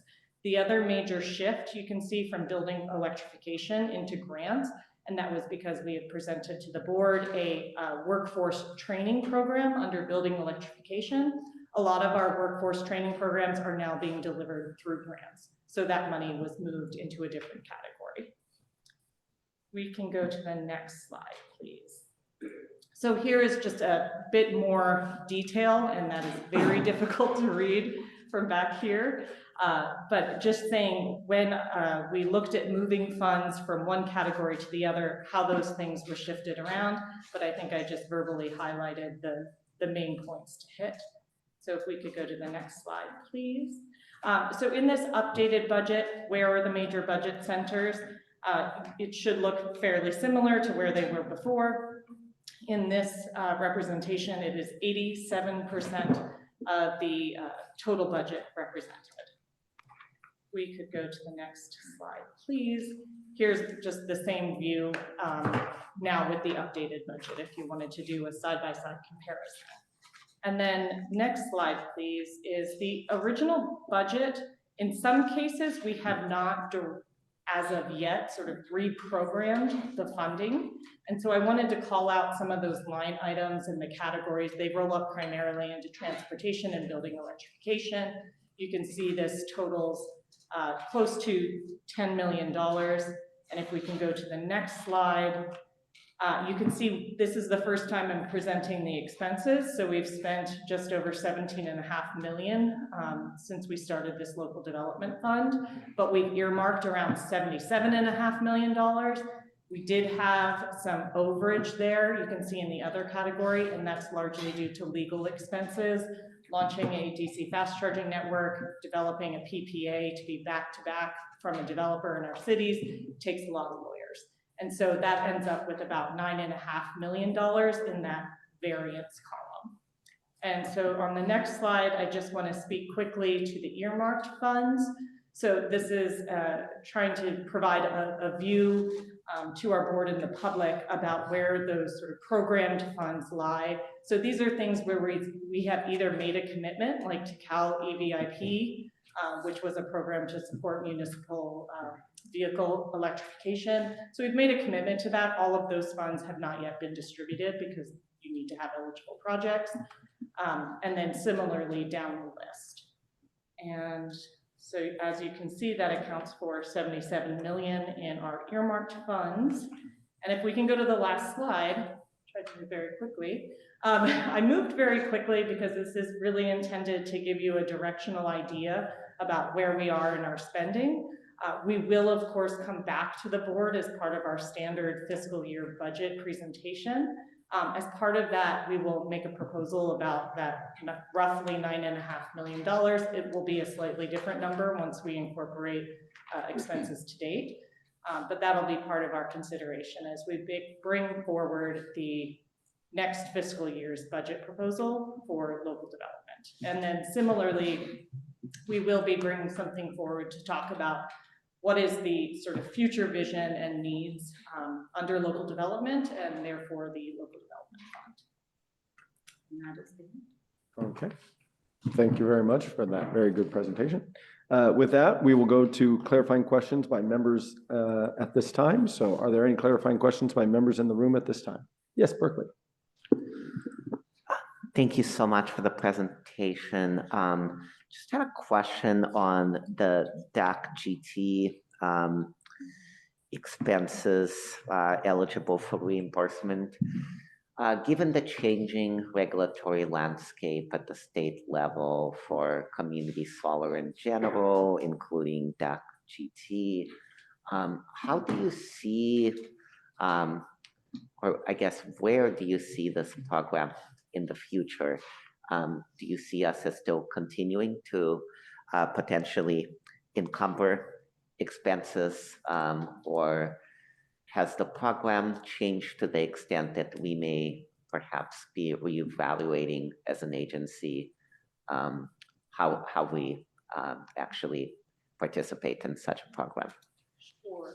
It is a time-bound program, but I believe the commitment is, I think, to the power procurement is something upwards of 20 years for DAC GT.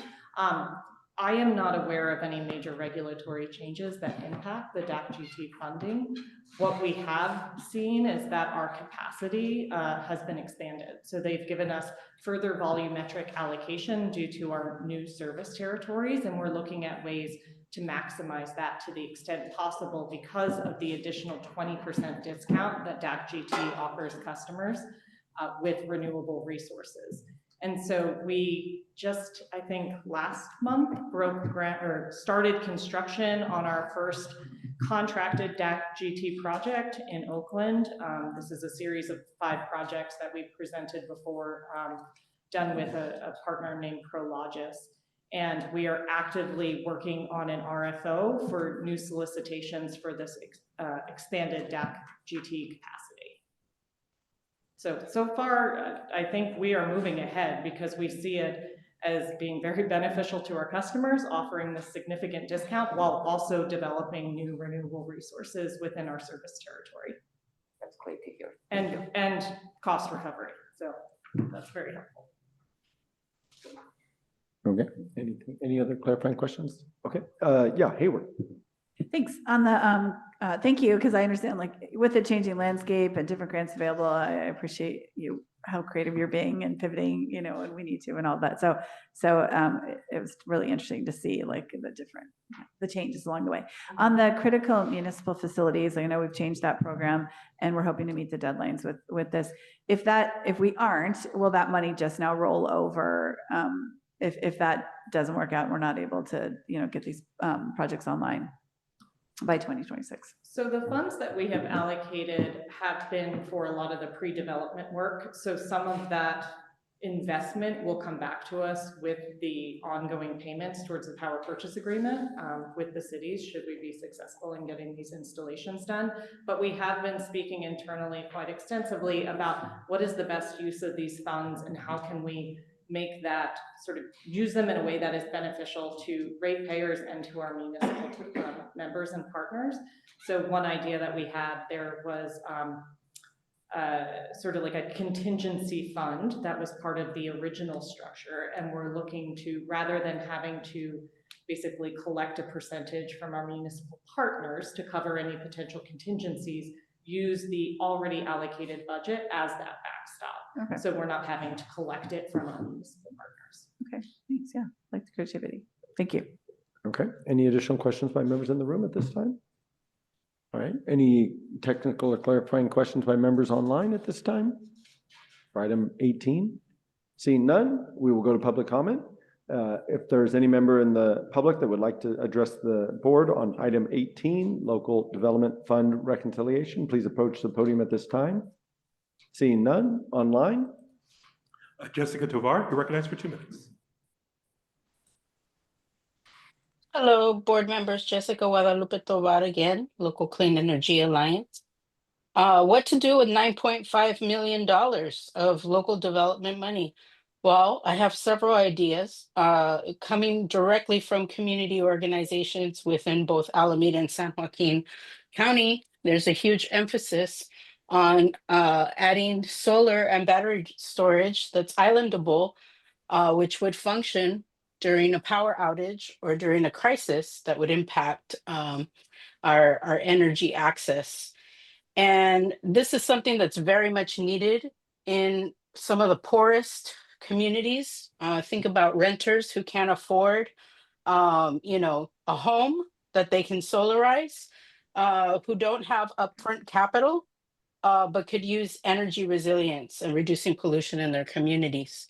So we have a lot of really innovative ideas for this agency to do more in terms of equity and reaching, different communities where they're at and making sure that we're building their energy resilience. One thing I want to highlight too, though, about CPUC programs, and I really need to say this, a lot of those programs are not very strong in terms of bringing affordability to our communities. And when I say our communities are our most vulnerable communities. And so it's really important for this agency to do more. And again, I'm extending that we are willing to work with you to do that. We need to create these jobs. We need to stimulate our local economy. It's all about local now more than ever. And so an investment today in our community will build that resilience that we need with whatever next storm is coming our way. Clean power to the people. There are no further hands raised at this time. Okay, we will close public comment on item 18 and bring it back to the members. This is an informational item leading up to the budget. So with that, are there any member comments at this time related to item 18? Yes, CAC. Yes, thank you. And thank you very much, Andy, for the presentation on Monday. The CAC there will be working maybe and with staff to maybe look at some suggestions for the $9.5 million. So the CAC ad hoc committee for the local development business plan will work on suggestions for the surplus budget.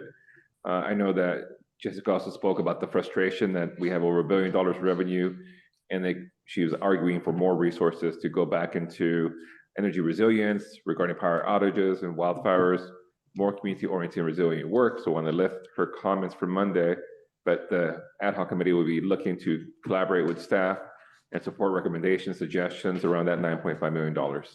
Thank you. Thank you. Any additional comments by members in the room related to item 18? Online? Seeing none? Okay. Thank you very much for the presentation. Yep. Okay, we'll be closing item 18. We're going to go ahead and take a 5-minute break before we go to our last, our item number 17. So we'll just take a 5-minute break for the board members at this time. Thank you. Yeah, you went.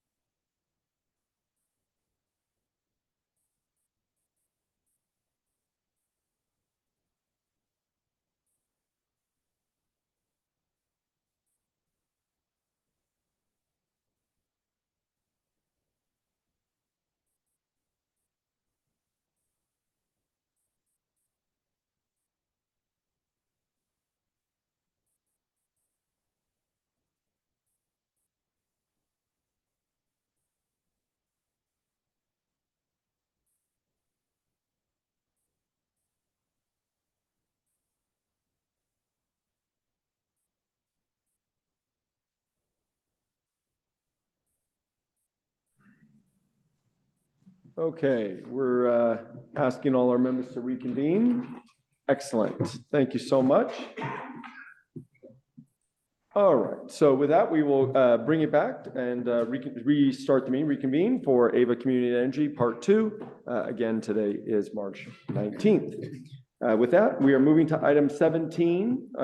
Again, we've already covered 18, but we're on item 17, SB 540 support letter. This is an action item presented by Todd. And welcome. Thank you. Good evening, everybody. Appreciate you spending some time with me here on a lovely Wednesday. I'm Todd Edminster. I'm the head of the policy group here at AVA, and this microphone stand is still too short.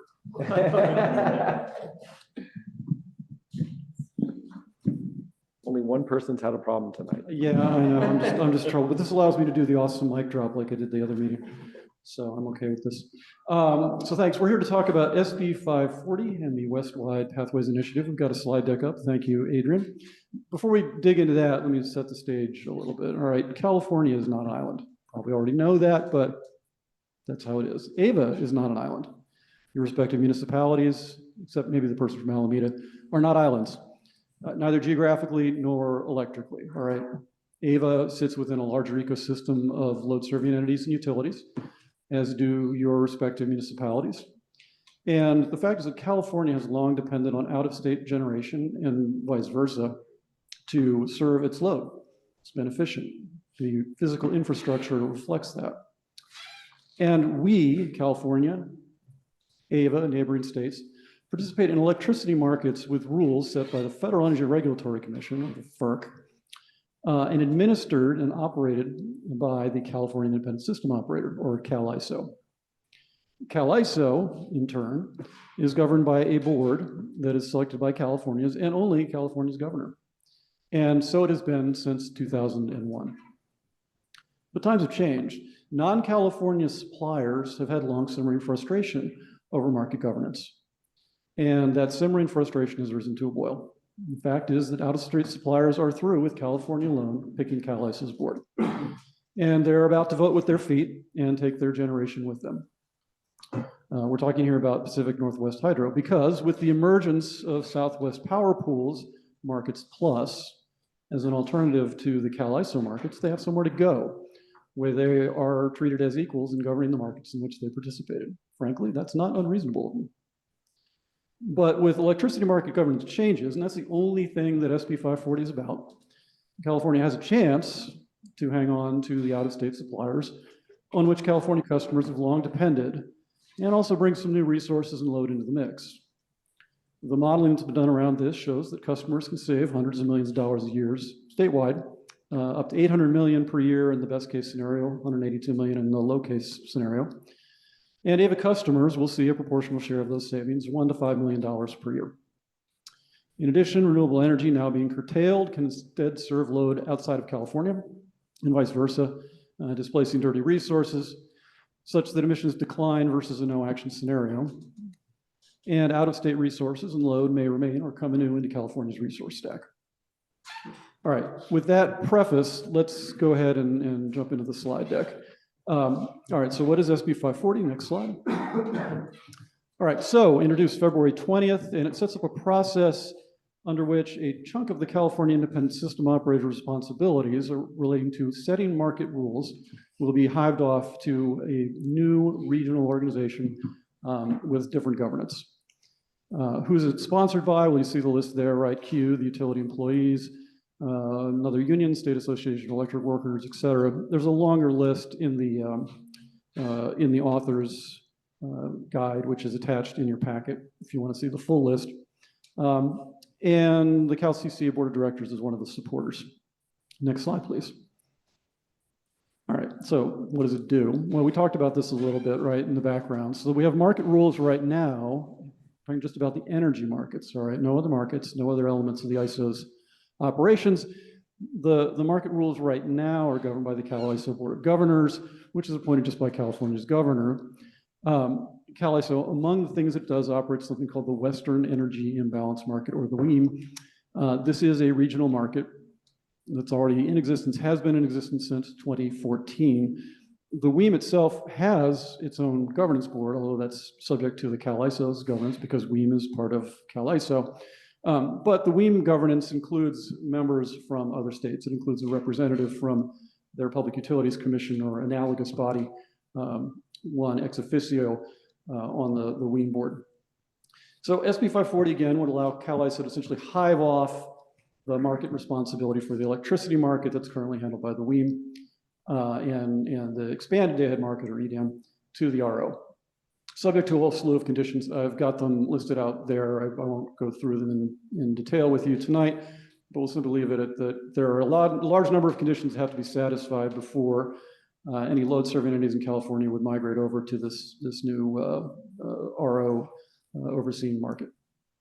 And then the last bullet I do want to emphasize, the sole responsibility of this regional operator, this RO, is to set the rules. They won't actually operate the market. The operation of the market, the implementation of those rules remains with the CAISO. Next slide, please. Okay, so this is a graphic representation of what I was talking about. The top squares there reflect the full panoply of CAISO activities, and there are a lot of them. The one on the far right, energy market rules, that's the one that will migrate away. Everything else stays with the CAISO. Next slide.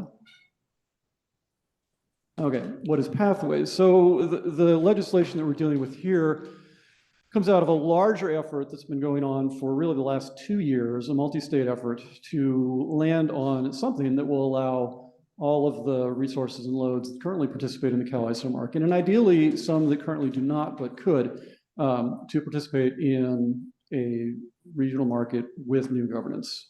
This gives you some of the details of the history there. The last bullet is probably the key one, and we'll step through this in a little bit more detail. What does Pathways not do? What does SB 540 not do? Let me sort of list the ways that this doesn't really do things. Doesn't transfer authority for transmission planning, transmission cost allocation, balancing authority functions, or reliability coordination. Those all still live with the ISO. It doesn't actually immediately authorize utilities to enter into the market. As noted earlier, there's a whole slew of conditions around that migration. It doesn't change any of the jurisdictional situations around who governs the market. The market right now, going back to my first point, is FERC jurisdictional. The governing that we have here from the state level, they don't actually set the rules. All they do is decide which rules get submitted to FERC for review. The California governor won't be able to appoint all of the members of the governing body for the RO. Other states will have a say in that now, but the ultimate arbiter of those rules is now and will remain the FERC. And finally, and perhaps most significantly, it doesn't change any of the environmental laws around procurement. The emissions portfolio standard that precludes entering into contracts for new coal-fired, actually, or gas-fired generation. The RPS, the renewable portfolio standard that requires procuring green resources on a certain trajectory, coming out of SB 100, which puts us on a trajectory towards 100% clean energy. All of that absolutely unchanged by this bill. And then finally, SB 540 doesn't change any code sections relating to CCAs. So whatever you guys want to do with respect to directing our procurement efforts is completely unchanged by any of this. Next slide, Adrian. Okay, so I mentioned earlier some of the benefits that can flow from this, and you'll see them there. The cost savings, again, highly contingent on who decides to come along and who leaves, but should range from a little shy of 200 million to 800 million per year statewide. Right, and then for AVA, we've got 7 million to 32 million per year. Again, highly contingent on who's gonna participate here. Enhanced reliability, again, California's system, California's electricity grid has for decades been predicated on taking energy in from out of state, right?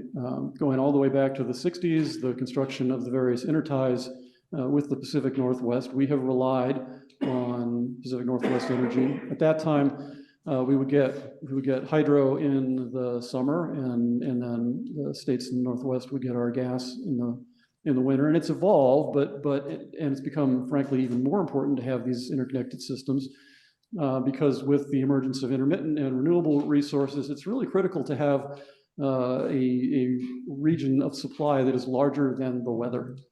And so we are seeing actually right now transfers flipping over the course of a single day, whether they go north to south.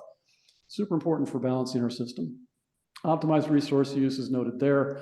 The idea here is if we can bring in new load to the broader regional operator, some of the energy that we're currently curtailing could actually serve load in other states that currently don't have access to it. And then the climate goals, as noted there, nothing in SB 540 changes any of the climate goals or how we're going to reach them. Okay, next slide.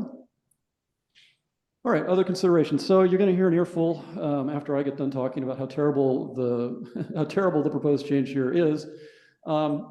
Cutting through all of that, the biggest issue here is that it will change governance. And right now, and for the last 25 years, roughly, California has to have this whole say in who is going to be on the board of governors for the market. And that is true. The reality, though, is that is the price that we will have to pay to keep these resources flowing to California. And it's frankly a price that we should be willing to pay. As I noted, it is not unreasonable for these entities that are selling into California to participate in the governance of the markets in which they participate. And we have a model for how this looks in the WEEM already.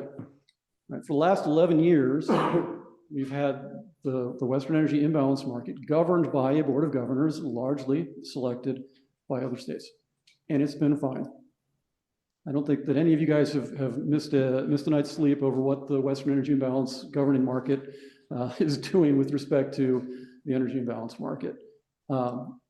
So I am sympathetic to that concern. Look, when I was a young FERC attorney at the Public Utilities Commission during the energy crisis, I participated along with the other FERC lawyers, Harvey Morris, Heracles Aguilar, conversations with Commissioner Lynch in the president's office.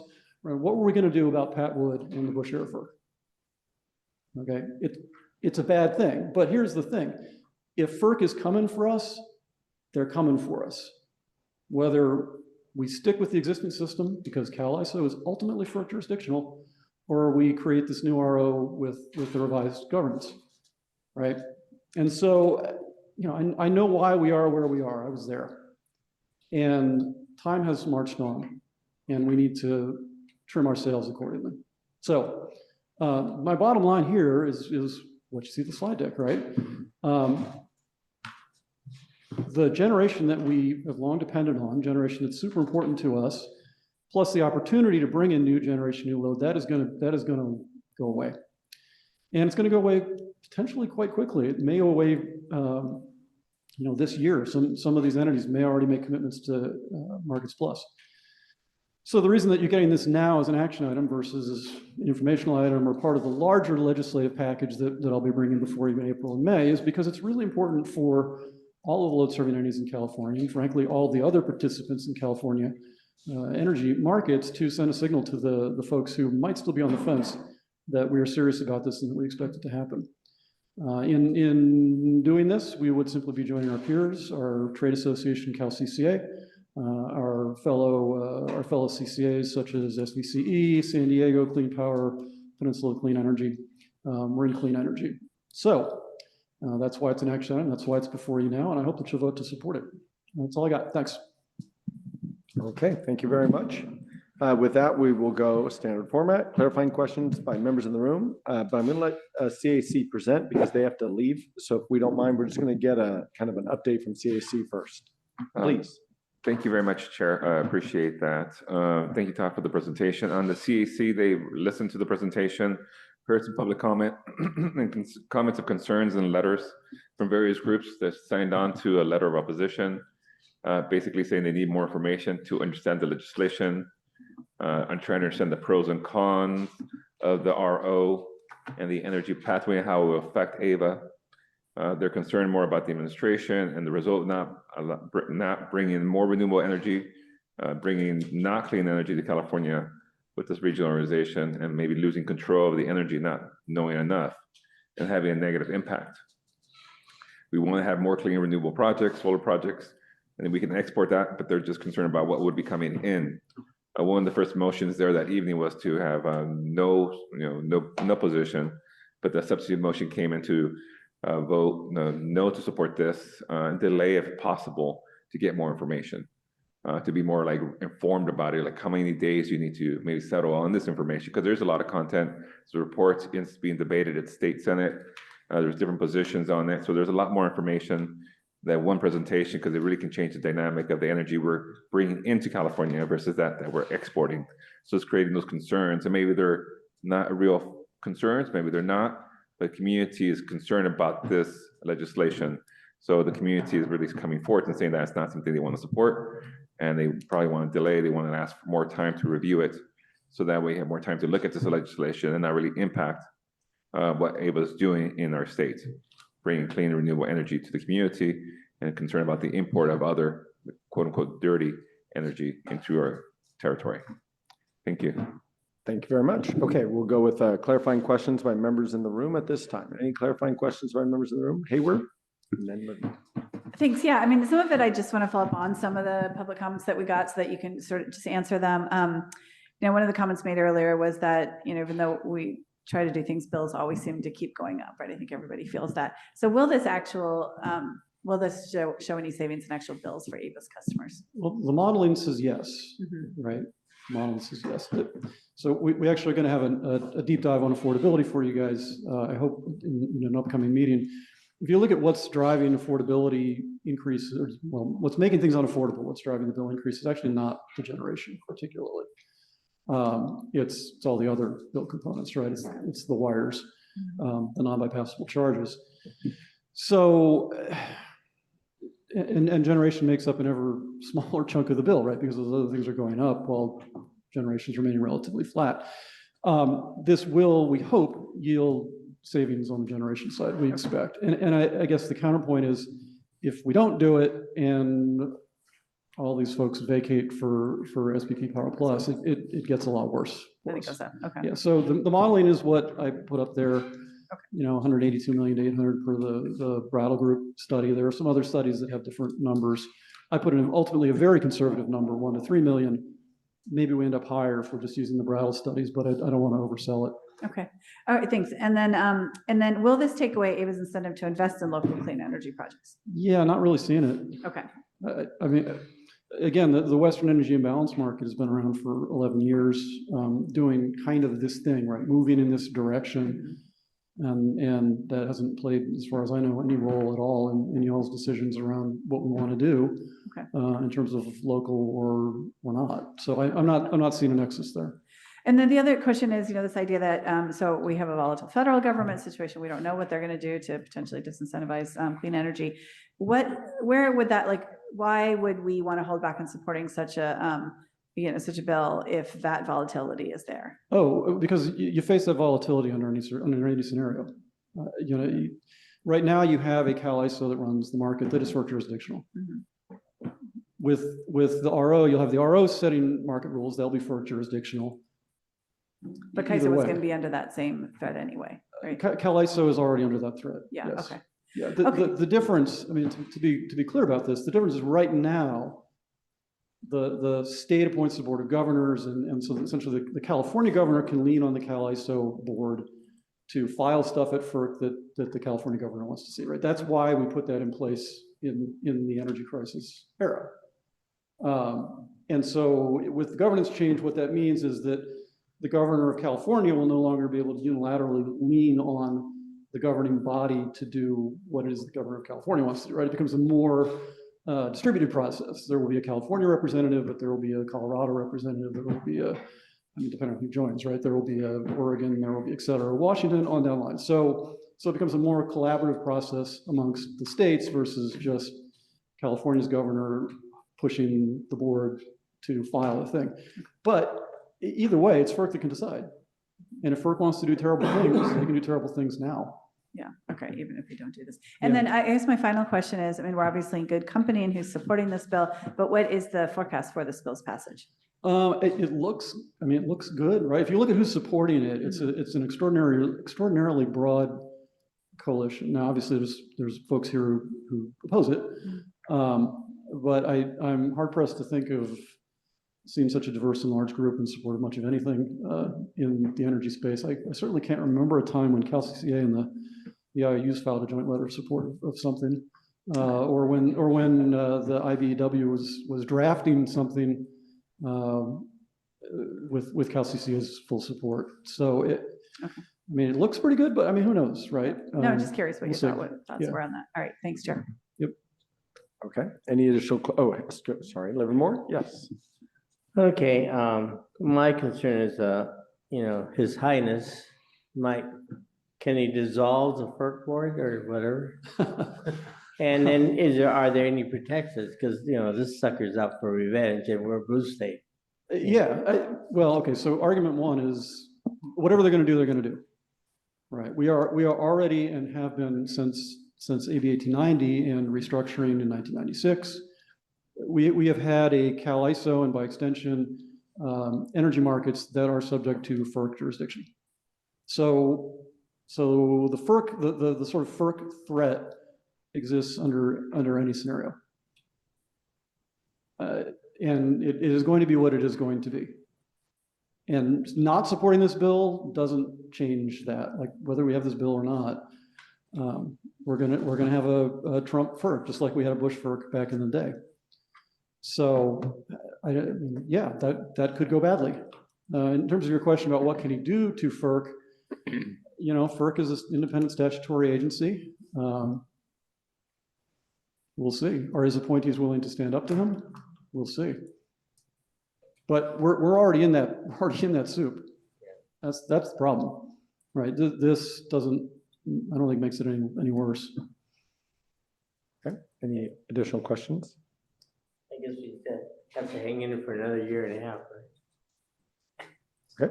Okay. Question, Berkeley, and then followed by Dublin. Thank you.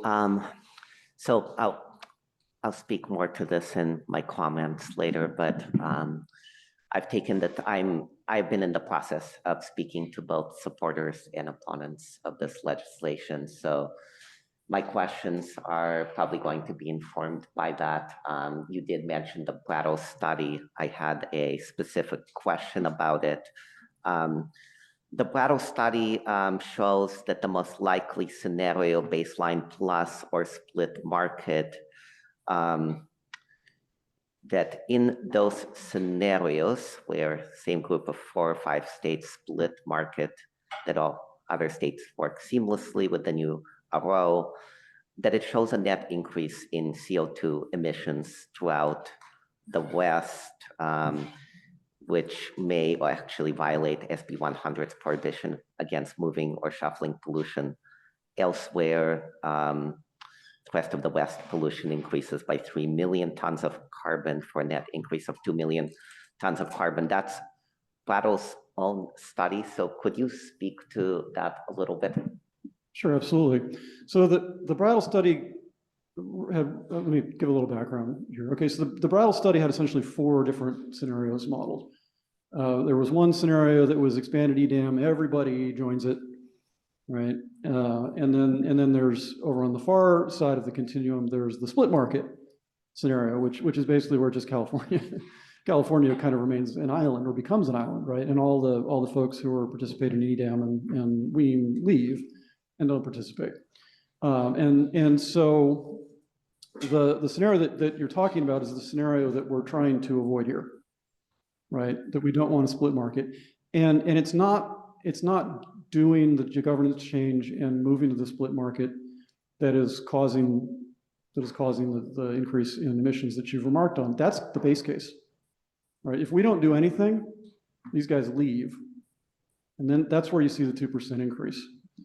So again, that's probably going to be a problem, kind of regardless of what we do, right? The best case is a 1% increase in overall emissions. So there's an overall trend upwards region-wide. If we support this and if everybody or some larger subset of folks join, then we can see a lower increase. I think even in the all people participating, all entities participating is actually a decline. But what you're looking at as problematic, that's the if we don't do anything and everybody leaves scenario, and that's what this is supposed to prevent. Okay. I have some comments about that later, but sticking with the Brattle study, it also shows that solar curtailments will not drop except in the expanded EDAM model where all 10 states plus BC Hydro opts in, which Brattle says is unlikely. So can you speak to that as well? And maybe the larger question is, what is the likelihood that every state we're trying to, under this new model, go into, into the market with, will suddenly wean off of coal or other fossil fuels? Well, those are, I think, two different questions. There's the question of what is the likelihood everybody will jump in, right? Not high, right? Not high. We're probably going to end up with some kind of a mid-case scenario. So that's the answer to your first question. Which guys will jump or not jump? I don't know. I mean, as an example, we know BP Bonneville met today to talk more about joining SPP Markets Plus, and they've been pretty gung-ho about it. So there's that. But on the other hand, Seattle City Light is actually not modeled as joining in the split market case, but they've been pretty loud about their desire to join. So we're going to end up with probably something less than the everybody joining case, but it's probably going to have some surprises in terms of which mid case we end up with.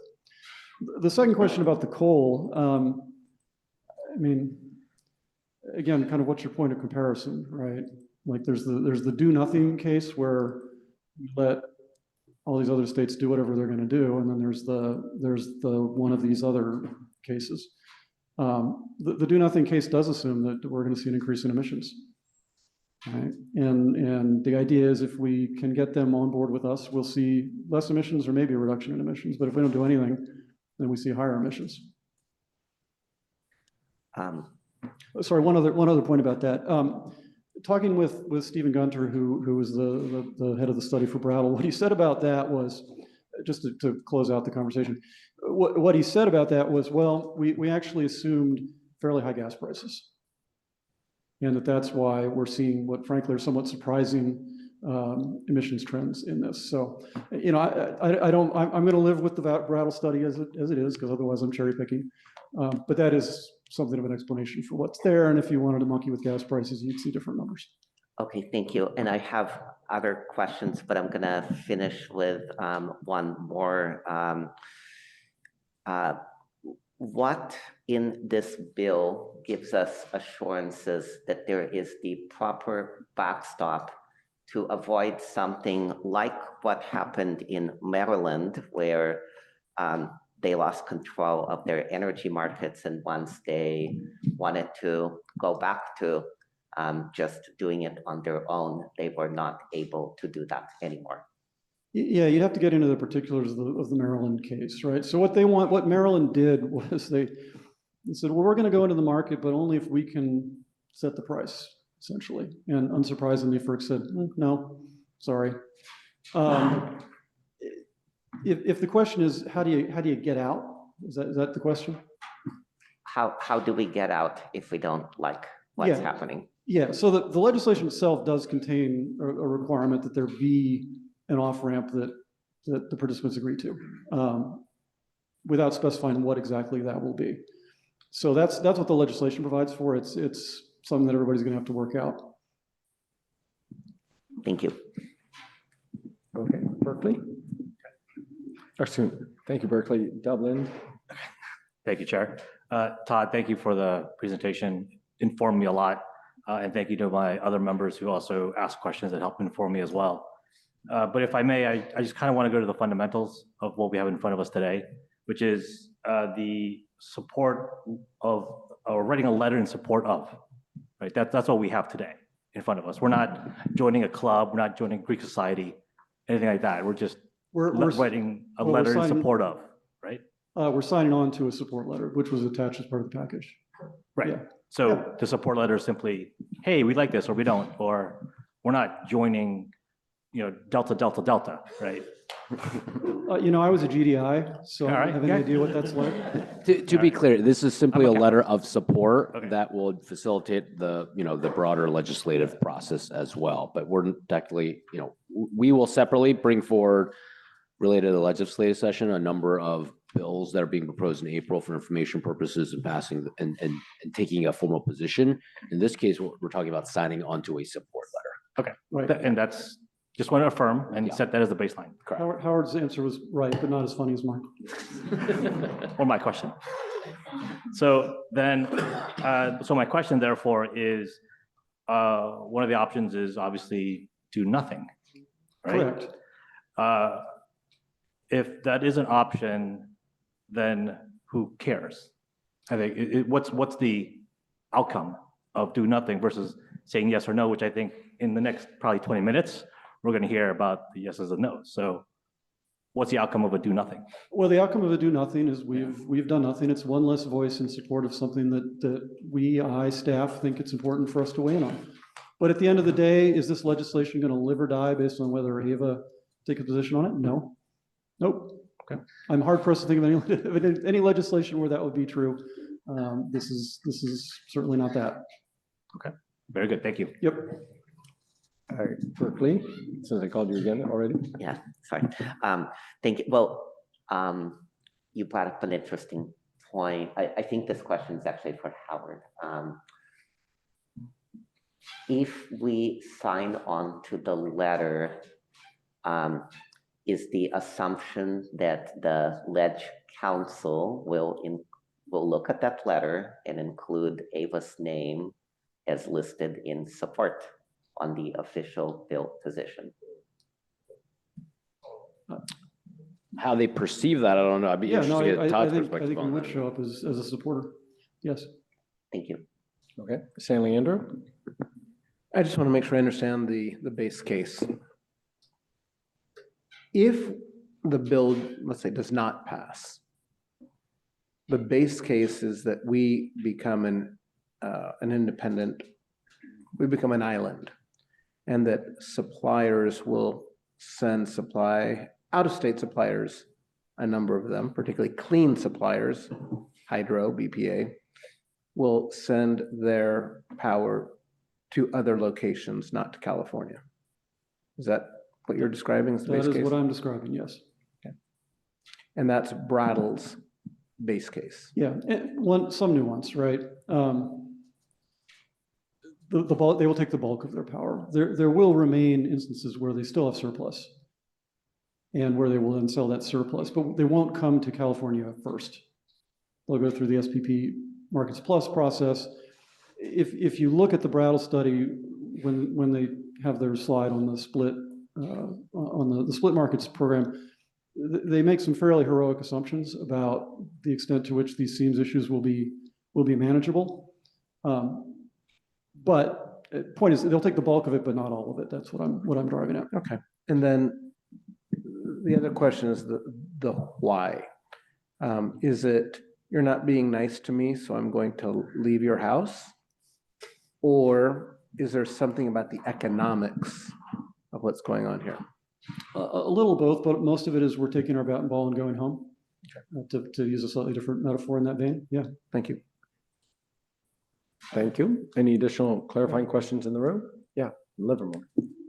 One more question. Would that power be, the value be increased to us? Will they charge us more? Can we do that?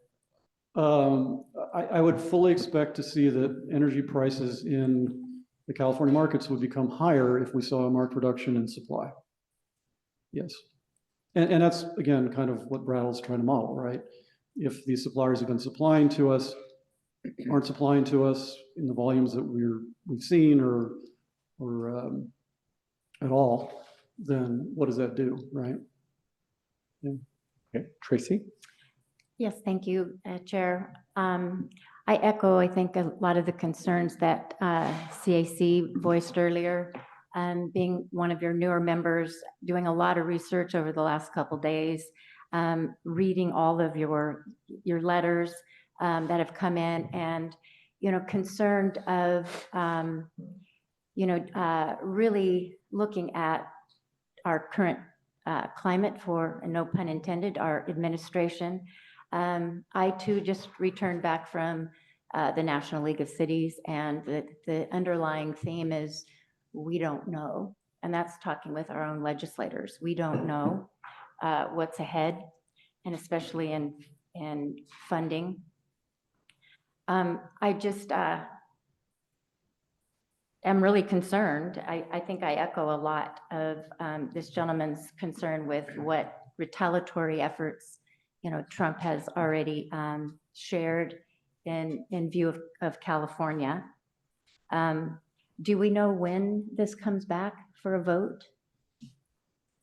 When this bill is actually going to go to vote? No, I mean, it'll probably be significantly later in the year, right? We're still fairly early in the legislative cycle. So probably August. Because I have been involved with an environmental advocacy group in my town for years, and just, seeing a lot of the reputable companies that have voiced concerns. I just feel like, I need more time to really decipher more about this bill. As far as taking a stand, yes or no, because it does open up a lot of questions as far as, California's high standards and how vulnerable it makes us to another governing body. So just my concerns, and we have time before the bill goes to vote. Okay. Thank you. I apologize, but I do want to make sure we get to public comment before we maybe weigh in too much on that, if we don't mind. So are there any additional questions by any other members in the room at this time before I go to members online? Sorry, members online, I appreciate your patience. As I said, must be present to win, and with me. Okay, Oakland, clarifying questions at this time? Yes, thank you so much. It pays to be patient. And so a lot of my questions were definitely answered. I think I am kind of curious about the process on the bill. I spent, just for those who don't know, I've spent the last 3 years prior to this current role working in the state legislature. And so I do think, I share the sentiments that it's very early on in the process. Did a little research on this item. I think it's, still only in one of its first committees. We know that through the legislative process, additional edits may be made to the bill. So I just kind of wanted to circle back and see if you had any updates around, like, I believe it's in Senate Judiciary, but you can correct me if I'm wrong. And I think the other thing that I was curious about as I'm reviewing the fact sheet, usually there's a column for registered opposition. And so I just wanted to ask the question, do you have an awareness of who has sent in letters of opposition, just so that we can have that full picture? So first question first, you're right, it's in committee, and it is still early in the session. Again, the driver here is to telegraph to those on the fence and be part of the coalition of the willing, as it were, that their governance concerns are being taken seriously. But yes, it's early in the session, it's in committee. Second piece, registered opposition. So when I looked on Capitol Track, no, there wasn't any official there. As far as letters, I'm aware of 4. There's essentially prior version of the letter that we've been asked to sign on that went out earlier this month. And then there's the joint Cal-CCA and IOU letter that's in support. And then in opposition, there's a letter from Consumer Watchdog and a letter from Indivisible. That's all I know about. Do you have any further clarifying questions, Oakland, at this time? Thank you so much. Okay. Are there any additional clarifying questions by members online at this time before I open up to public comment? Seeing none, any additional questions for any member? Okay, we'll go to public comment on this item. We are on item 17, SB 540 support letter. If you're in the room and would like to speak on this item, please approach the podium at this time. We'll be limited to 2 minutes. Welcome. Thank you. My name is Dave Shupla. I'm an Oakland resident, and I'd like to state some reasons why, at the very least, you can delay a vote on this, if not oppose it entirely. And thank you, Todd, for the presentation. Once the California legislature signs away 345.5 authority, all bets are off.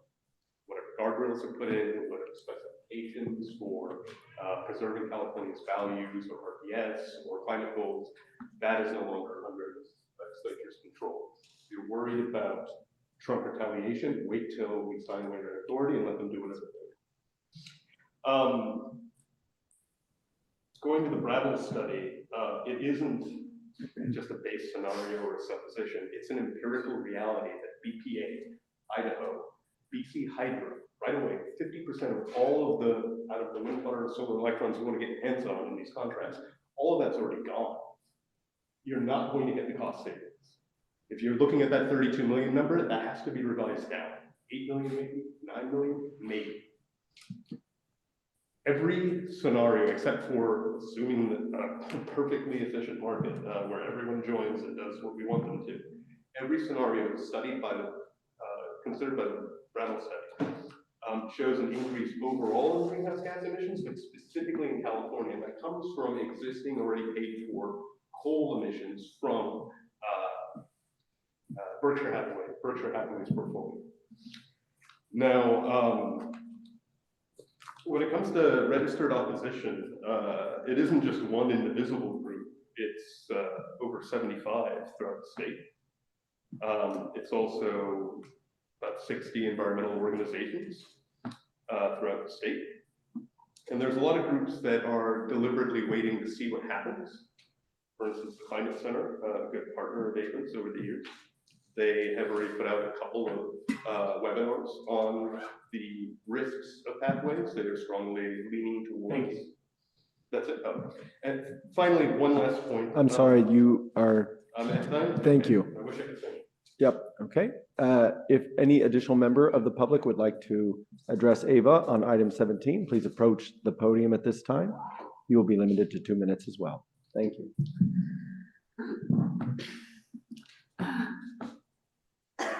No problem. Can you just take it easier on St. Patrick's Day? Don't do what I did. No, thank you, everyone. Ayla Peters-Bass with Local Clean Energy Alliance. I just wanted to echo again a few of the concerns that have already been brought up in the board meeting about SB 540. Local Clean Energy Alliance is really concerned about how much this would expose California's energy markets to federal oversight. We are in an unprecedented administration. Our current president has already made a lot of strides in terms of killing renewable energy and really pushing for coal and natural gas and oil. And we can see this as basically the annihilation of clean energy in favor of a lot of non-renewables and possibly killing California as really, really impacting California's role in as a leader in renewable energy. We also see this as distracting from local clean energy investments. AVA's initial mandate under its Joint Powers Agreement was to promote the development and use of state and regional and local clean energy resources, and procuring power from other states in this Western market flies completely in direct defiance of AVA's original goals and AVA's commitment to local clean energy resources. And also, just to name it again, this is an entirely incredibly complex issue. It requires a lot of time and attention in terms of understanding it. And I believe, again, because there are so many new board members coming in, the board, I think, should take at least a little bit more time in considering supporting this bill. And there, I'm done. Thank you. Clean power to the people. Thank you very much. If there are any other members of the public that would like to address Ava on this item in the room, please approach the podium at this time. Seeing none, we will now go to online comments, please. Thank you. Thank you very much. Claire Broom, recognized for 2 minutes. Good evening, board members. Can you hear me okay? We can. Wonderful. So I'm Claire Broom. I'm the Clean Energy Team Lead for 350 Bay Area. And we think it is really important for the board to have a much better understanding of what's being asked. We oppose SB 540 because the purported benefits are non-existent, and California could lose control of costs and clean energy content of our electricity. An important fact, California currently trades throughout the West and also has bilateral contracts with many suppliers. The CAISO EDAM, the market that we have, has been approved by the Biden FERC. We can continue as we are without having to go to the Trump FERC. If we have a regional organization with a new plan, that will have to go to the Trump FERC. The Brattle study was funded by proponents of pathways. As mentioned, the split market scenario is the most likely by far because a number of utilities have already committed to the Southwest Power Pool. Therefore, the modeling by the proponents shows that greenhouse gas emissions go up throughout the West. You are being told there will be cost savings, but there is no consideration of the new transmission required to get that energy. So transmission, a very big part of our bills, will go up. The language can easily be changed. Please do not jeopardize California's control of its costs and clean energy. Thank you. Aaron Reven, you're recognized for 2 minutes. Okay, can you hear me okay? We can. Okay, great. So I'm sorry that I tuned in late enough that I did not hear the staff presentation, but I promise I will listen to the recording afterwards. I just have 3 quick points in support of not entering this compact, this interstate idea. Number 1 is I think it's foolhardy and irresponsible to subject ourselves to any possibility of control from the Trump administration. We already know that they are hooligans, okay? So let's not risk being subject to their absolutely corrupt commitment to fossil fuels. Number 2, if the other states proposed to be in this pool were at least as committed to clean energy as California is, I might feel less threatened. But my impression is that Arizona, for example, is sort of infamous for their corrupt negligence of their pretty vast solar resource. The Arizona Corporation Commission they're very tied in with the entire fossil fuel industry. Number 3, I'm just a little concerned that this feels rushed in light of the fact that the AVA board has some new members. So I'm happy to hear that there's plenty of time to consider this later, and I think you should not adopt it now. Thank you. Thank you. Jennifer Tanner, you're recognized for 2 minutes. Can you hear me? We can. Wonderful. Thank you so much for letting me speak here. Jennifer Tanner, leader of Indivisible California Green Team. We have 125 organizations in 2 letters, 70 indivisible groups, and another 58 of regular energy groups.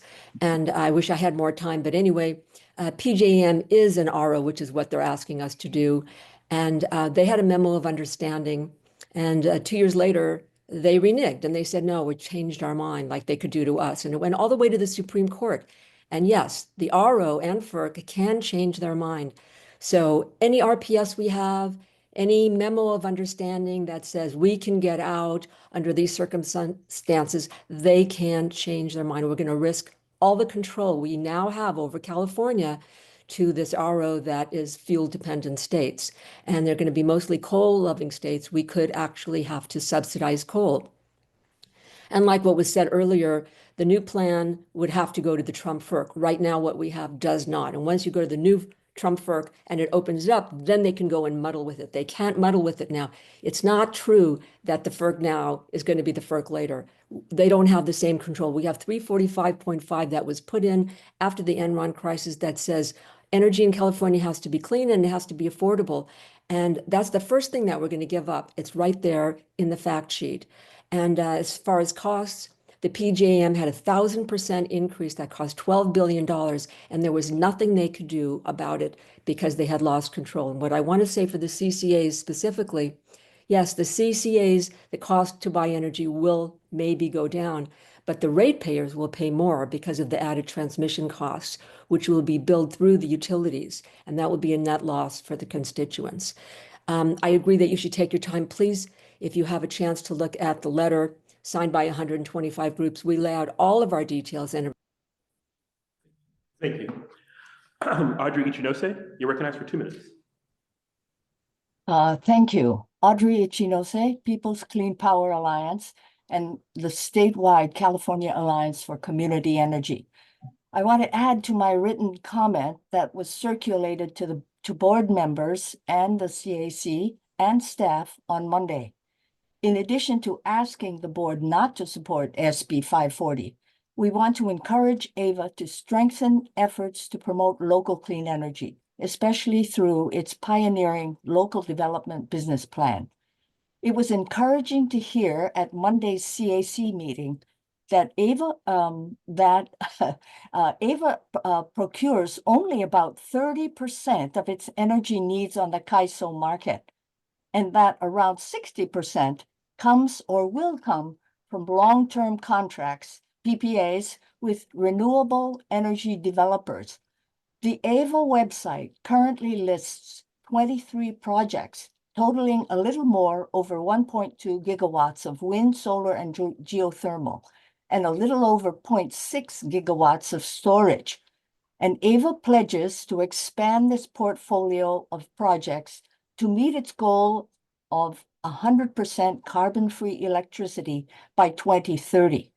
The only negative in this is this: AVA needs to devote much more attention to developing projects in its own service territory in Alameda and San Joaquin counties. AVA needs to focus on this and not to waste time on something like the Pathways Plan, a risky, ill-defined proposal that promises to do little for California clean energy. Thank you very much. Thank you. Ann H., you're recognized for 2 minutes.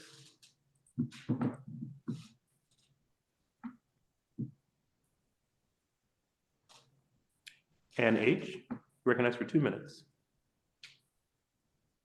I'm sorry. Can you hear me now? We can. Thank you. Sorry. I'm Ann Harvey, an Oakland customer affiliated with 350 East Bay, California Alliance for Community Energy, and Physicians for Social Responsibility, San Francisco Bay chapter, speaking on my own behalf. The SB 540 support letter that you're being asked to endorse makes numerous very attractive promises, but the promises just don't hold water. For example, reducing emissions in California. The Brattle Group report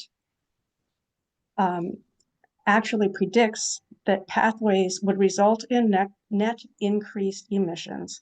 Other states' increases would outweigh California's decreases.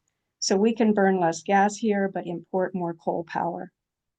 I believe it would be a grave mistake to cede California's authority over our electricity market, probably irreversibly, despite the letter's claim, to a regional operator in which California would have no more say than each of several small states with a history of aggressively promoting fossil fuels and opposing California's climate and environmental initiatives. For example, potential RO member states Utah, Wyoming, Idaho, and Montana are currently plaintiffs in a lawsuit challenging California's advanced clean fleets rule. And the Utah legislature last year passed SB 224, making coal plants the state's preferred power source by defining them as the least cost, least risk option, unless a challenger proves otherwise. Please give yourselves time to really study this, and I hope you'll end up voting in April to endorse the strong opposition letter signed by at least 56 organizations, including 350 Bay Area Action. You've all received that letter also. Thank you. Thank you. Emily Ross, you're recognized for 2 minutes. Good evening. My name is Emily Ross. I'm a community member. I oppose SB 540 and oppose Ava signing on to this support letter. While it was noted that, Ava submitting this letter won't make or break what happens, it does, send a message about your position on the issue, which seems to really undermine Ava's focus on investing in the local clean energy economy. So it's alarming that it's being considered. At a minimum, it seems there's no urgency to sign this letter. And there is a lack of familiarity with the issue among the board. So I hope you vote no tonight. But if not, to delay the vote to really give yourselves time to understand the issue and all the considerations before, taking a formal position on this important and potentially dangerous legislation. Thank you. Thank you. Jessica Tovar, you're recognized for 2 minutes. Hello, board members. Jessica Guadalupe Tovar, Local Clean Energy Alliance, People's Clean Power Alliance. I want to just emphasize, this actual bill has come up several times in the past and has been killed. I really like to see it die again. One of the things I want to say too is that what it reminds me of is like the free trade of energy, or like NAFTA, which is disastrous for jobs.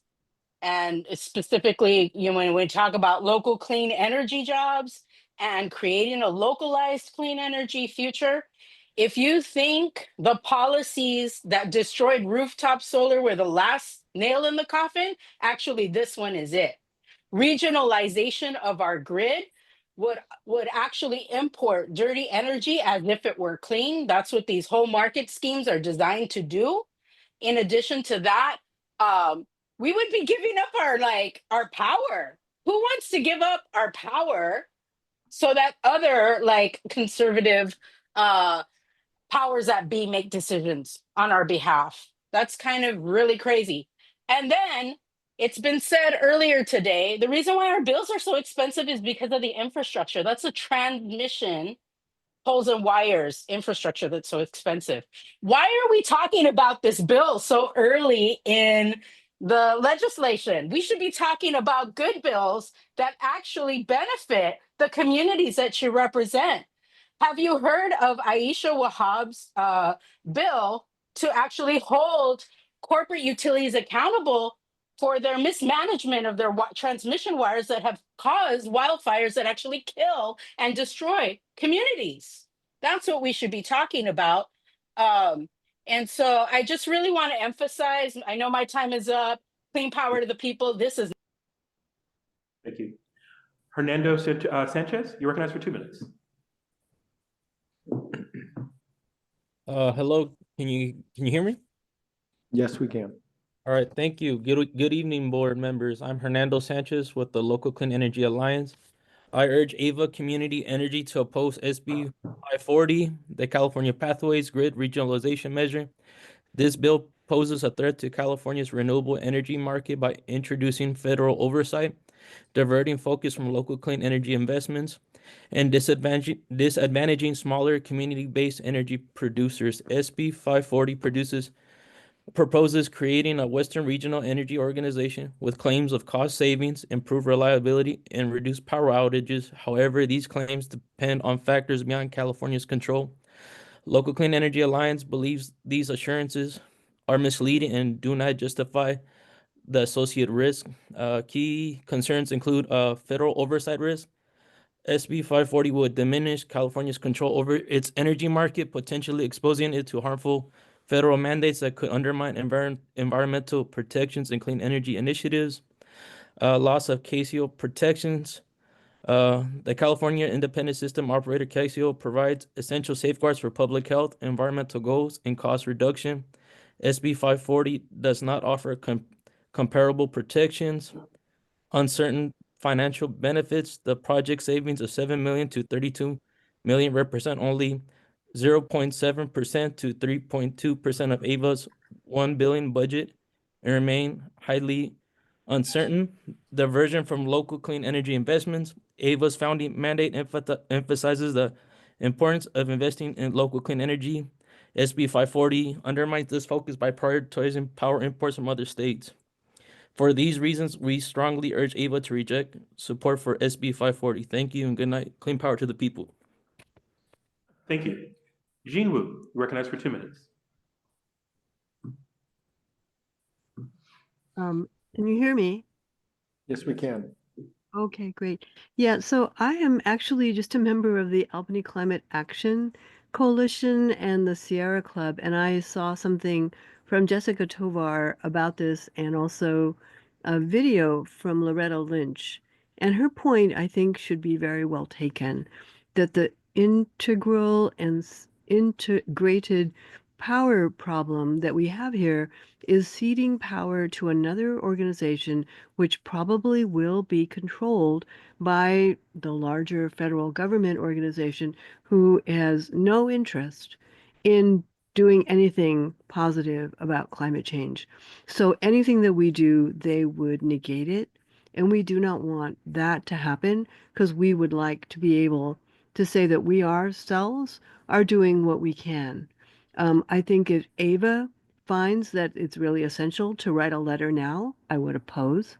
But since it's not essential, I think you should wait and see what this bill turns into, because it could be something totally different by the time it gets to the vote. So I think there's no real reason to put a stamp on it now, since it's not where it's going to be, and the risks of this bill far outweigh its benefits. Thank you. Thank you. There are no further hands raised at this time. Okay, we'll close public comment on item 17 and bring it back to the board for deliberations and comments. So in the room, any board member have any comments related to item 17 and the action we should take? San Leandro. So as I understand federal law and federal oversight, and Todd, Howard, you guys can correct me, our market is controlled by FERC, period, full stop. Nothing, everyone keeps talking about, well, FERC's going to get introduced and Trump's going to take over and all that stuff. FERC already controls our market. True or false? True. Okay. I taught regulatory economics. I know that to be factually true. So now the question becomes, okay, how does our market evolve? So there are bilateral contracts. Those don't change in any way, do they? They stay the way they are, correct? That's correct. So we're really only talking about the spot market, so to speak, the market, the day ahead market, where you, hey, I'm short power, I need to buy some power. Correct. The EIM is the real-time market, the imbalance market, and the EDAM is the day-ahead market. Okay. The day-ahead market. So again, just factually, we're talking about that market. And so can California still have rules about the amount of green power, or are we ceding that? California will still have the same rules about green power that it does today. Those are not touched by SB 540. So SB 100, the EPS, all of that remains intact. And your authority to tell us what to procure as a CCA remains untouched. And to be clear, EPS is earnings, emissions performance standards. Emissions So, performance, carbon costs for energy that gets imported in is still going to be treated the same way. RPS standards are still going to be treated the same way. Yeah, there are preclusion. This is the reason we couldn't buy coal, even if you wanted to for some reason, right? It's prohibited by the EPS. Because what I heard, which you had already mentioned, And based on the diagrams of what's being carved out, nothing about the renewable power standards and expectations changes. That is correct. And the federal government doesn't have the right to tell us what we can impose in terms of power purchase, at least in the traditional state of the world. Yeah, also correct. Under the Federal Power Act, which so far has not been amended, the state controls the buy side. Right. That's why it's the PUC that gets to review wholesale purchase contracts that the utilities undertake. All right, the FERC's jurisdiction, sorry, I don't teach regulatory economics, but I've always wanted to. You should. Yeah, so the FERC's jurisdiction extends to wholesale purchases, excuse me, to wholesale sales for resale. That's it, right? And interstate transmission, that's it. So the state has retained control over renewable power purchases because the state controls the buy side. And so that's why the state can dictate all flavor of procurement and has under the current regime, even though the Cal ISO and its markets are subject to FERC jurisdiction.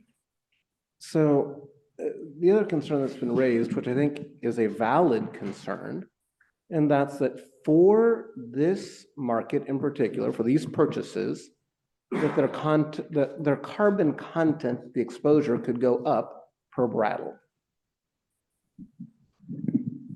Yes, that's right. Okay. Now, my understanding is because if we don't play in this game of broadening control, that others will just not sell us their clean power. They will sell it into other markets. That's correct.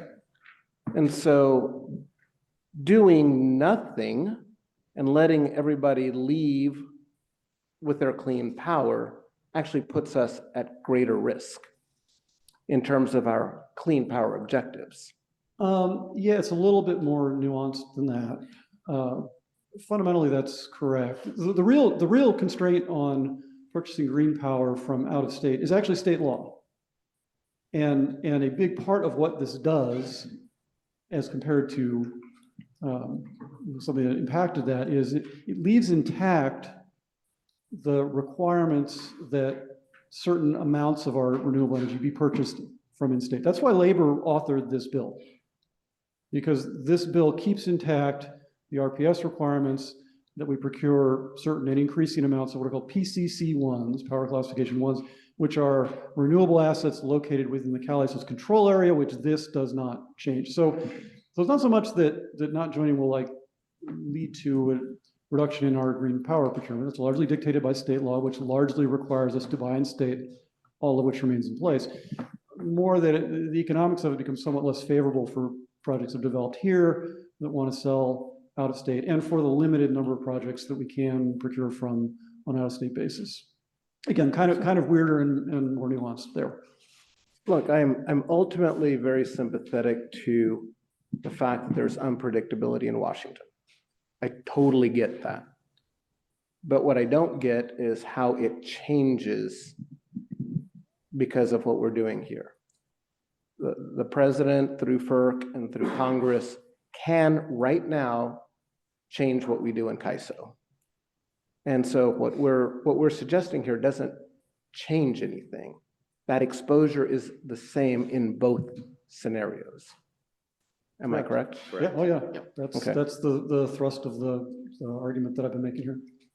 And I mean, I think ultimately I'm sensitive to the concerns, but I don't see that it changes the risk. And so that's why I think I'm supportive of staff recommendation.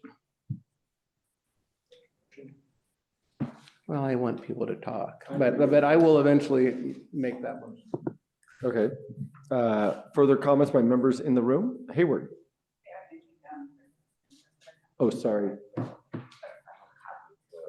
Okay, we'll go to Berkeley if you don't mind, Hayward, and if I can come to you next after that. Okay, please.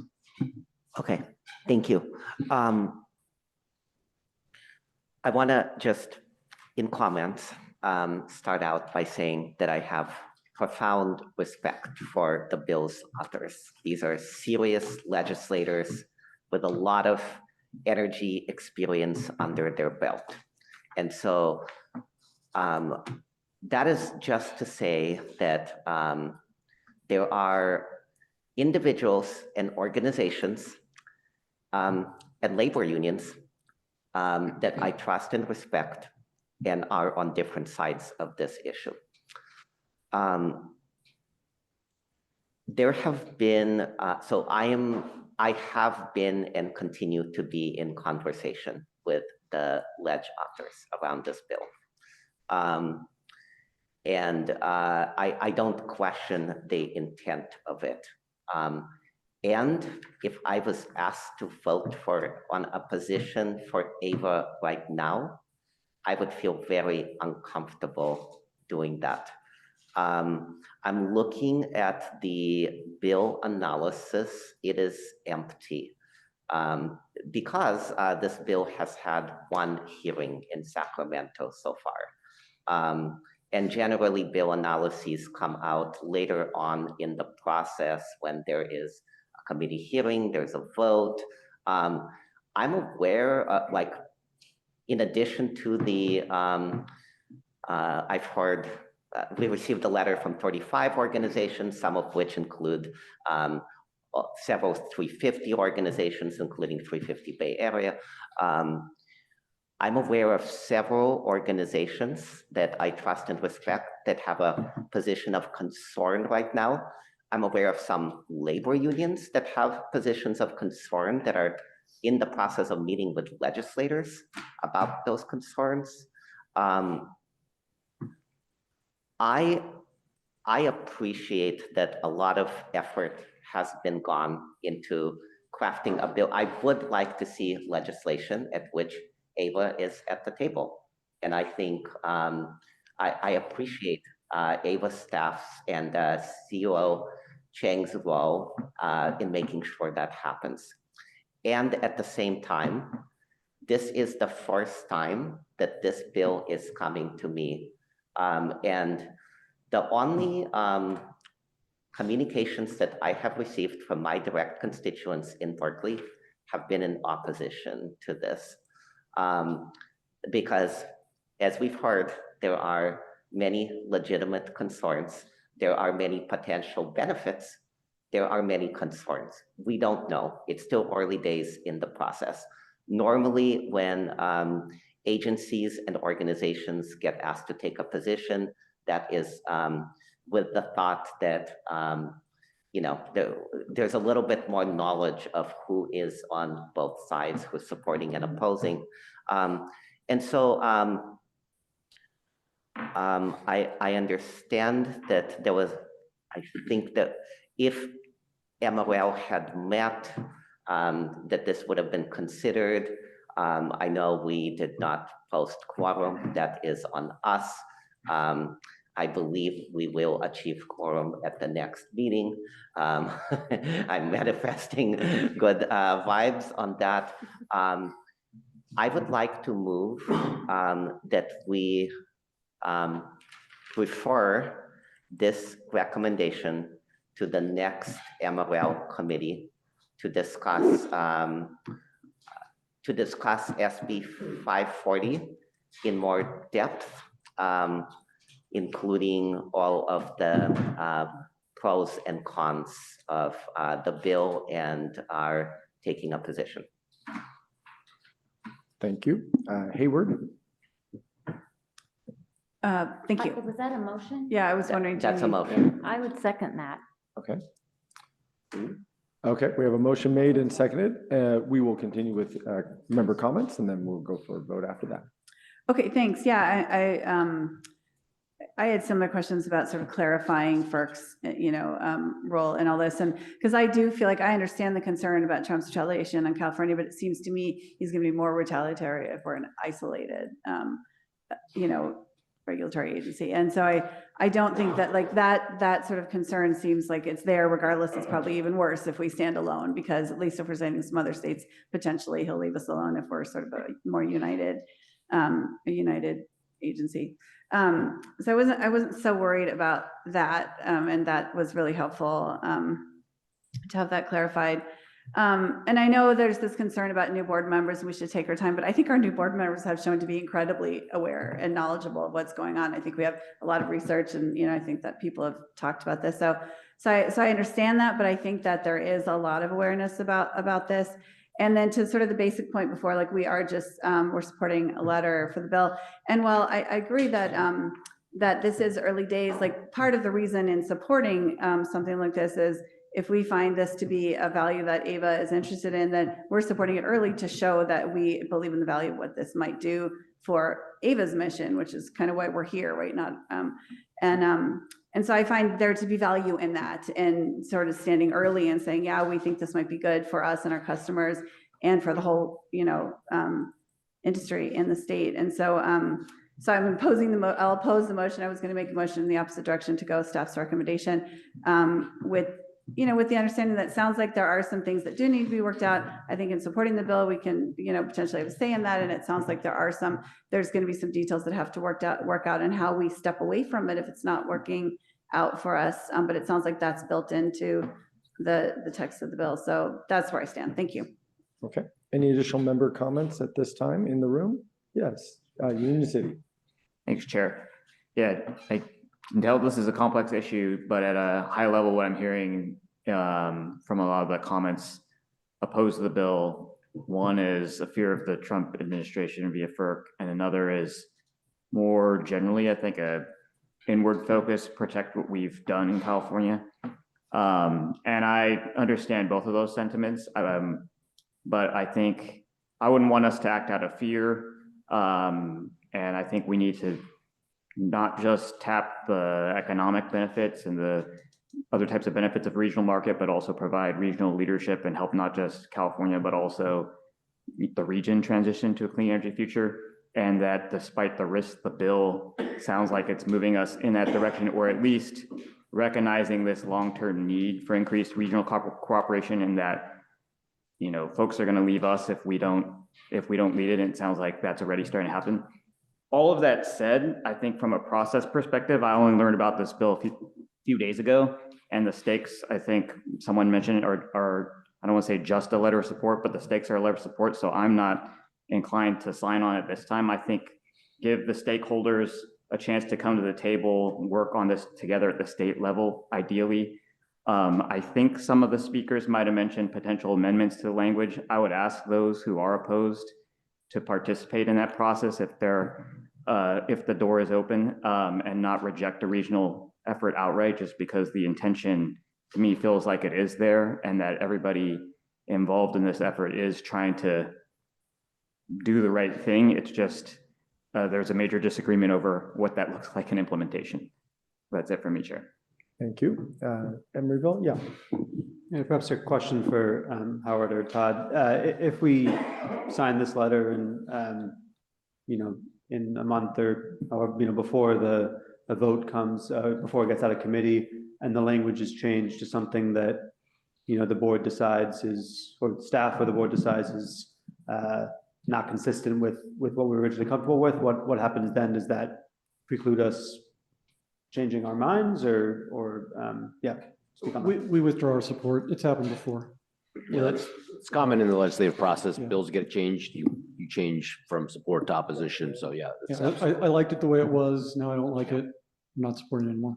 I'm opposing it even. Yeah, it's certainly happened with some of the bills on which Ava's taken positions in the past. Okay, any additional comments by members in the room? Members online, any comments related to item 17 and the motion on the table? Okay, Alameda County. Thank you, Todd, for the presentation.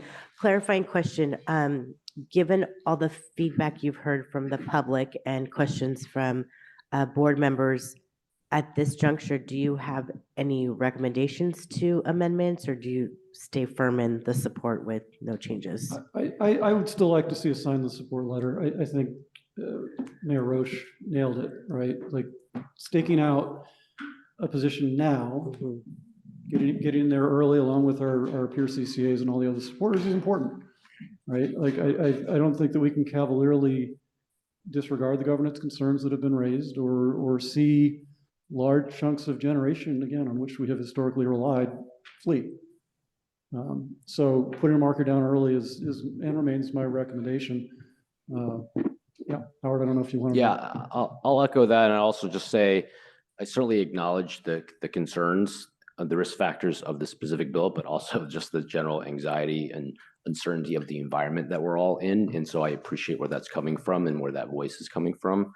I think what I'll maybe point out here is this is a very different approach to regional coordination from what was done in the past. Regionalization has a negative connotation to it and some concern there about ceding control. And this is a different approach that was very, very intentional, that is multiple years in the making, bringing in a really, really broad stakeholder group, looking at PUCs from California and outside California, obviously regional states around California, with the governor's office, with the IOUs, with labor, with CCA. So it's been a really, really broad coalition base that has gotten this place.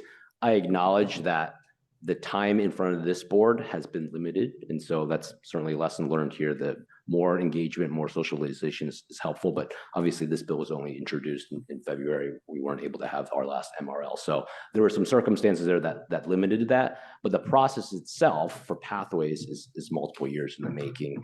And we have had Cal CCA leadership intimately involved in that process that really led us to this place. So I feel quite confident in the bill and its merits and why we should be supporting it. And that is still my recommendation. With that said, I do also appreciate that if we don't sign on today, it doesn't mean we cannot sign on later. The time for this letter of support is right now, and there is certainly benefits to bringing that forward right now and showing our support.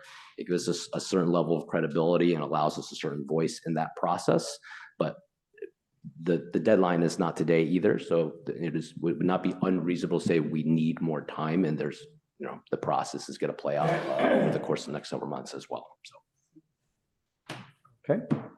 Further comments? Yeah, and just to be clear, when was its Marketing, Regulatory, and Legislation Committee? We're using acronyms, I just want to make sure. Yes, that's correct. When were they supposed to meet? What's the cadence? I don't remember if it's monthly, bi-monthly. I'm going to defer to Adrian. I believe it's supposed to be bi-monthly, but I don't remember the particular date. Lack of quorum. And did we know in advance lack of quorum, or was it a matter of someone didn't show up? Like we knew days. Okay, so it was never even agendized. Right. Okay, so for me, I think process is really, really important. And I think we have a history of being very respectful and engaging with the public and various stakeholders. So I think on items where we know that there's going to be some opposition and contentious items, I think our default needs to be, it has to be vetted at a committee. And so if that means we have to delay this for a month or two, I think we should just really look at protocol and process, because that's what I would prefer. And I don't know where other people are going to land on this vote, but want to be respectful to staff and all the hard work they put into it. And so however this lands, if we have to revisit this conversation, I feel strongly we could have avoided all that if we just stick to that process. Okay. Additional comments? No. San Leandro. Strongly agree with process. I have a very big respect for process. The part that I'm struggling with is that leadership involves risk. To be a leader, you have to go out there sometimes when all the things aren't defined. A lot of time in the other intergovernmental agencies that I'm involved with, we are taking positions knowing that bills are going to evolve. And then we come back and say, well, we're going to withdraw, or we're going to say, now we just oppose unless amended, right? So we're pivoting regularly. In the end, I'm trying to manage our risk of kind of doing this the wrong way. That's why I asked the questions about FERC. No risk is being introduced. President Trump and his followers can do whatever they want to do in either scenario. So that to me is off the table. The other risk that we've talked about is, will greenhouse gases increase? And what I heard and what I believe Brattle says is that greenhouse gases are going to increase if we don't take action. It's just a question of how much they're going to increase. So I don't think that those facts are in dispute. Everyone agrees that that's the risk if we become isolated. So that's why I'm really struggling. Are we just delaying the opportunity to show leadership because we're afraid of something I'm hesitant to make a substitute motion because I respect the fact that people have that concern, that uncertainty. But I think that the facts are pretty clear and that people are talking about losing control about something that we're not losing control over. There is no change, just empirically from a regulatory perspective. But I pass it back to you. Okay, any further comments? Yeah, Livermore. Well, I agree with Juan. I'm glad you did your city thing well. Anyway, I agree with you what you're saying. It's gonna happen one way or the other. And I think, we should jump in there and support it. And I think it's, if Trump wants to come after us, then he will no matter what, what he's doing right now. He doesn't care. He's gonna take care of Department of Education. In fact, I had the first Secretary of Department of Education in my house before we started as an NEA delegate. So, right now, I think we just do what we can and hopefully something gonna maybe have a stroke. No, sorry. Okay, we have a member comment online. Oakland. Excellent. Well, really appreciate all the comments from all of the directors, and I feel very much in alignment around just the process of things. I'm not worried about the risks. I think it was clearly explained what the bill is seeking to do. However, I'm inclined, one, the process through the committee, allowing them to kind of dive deeper into the bill.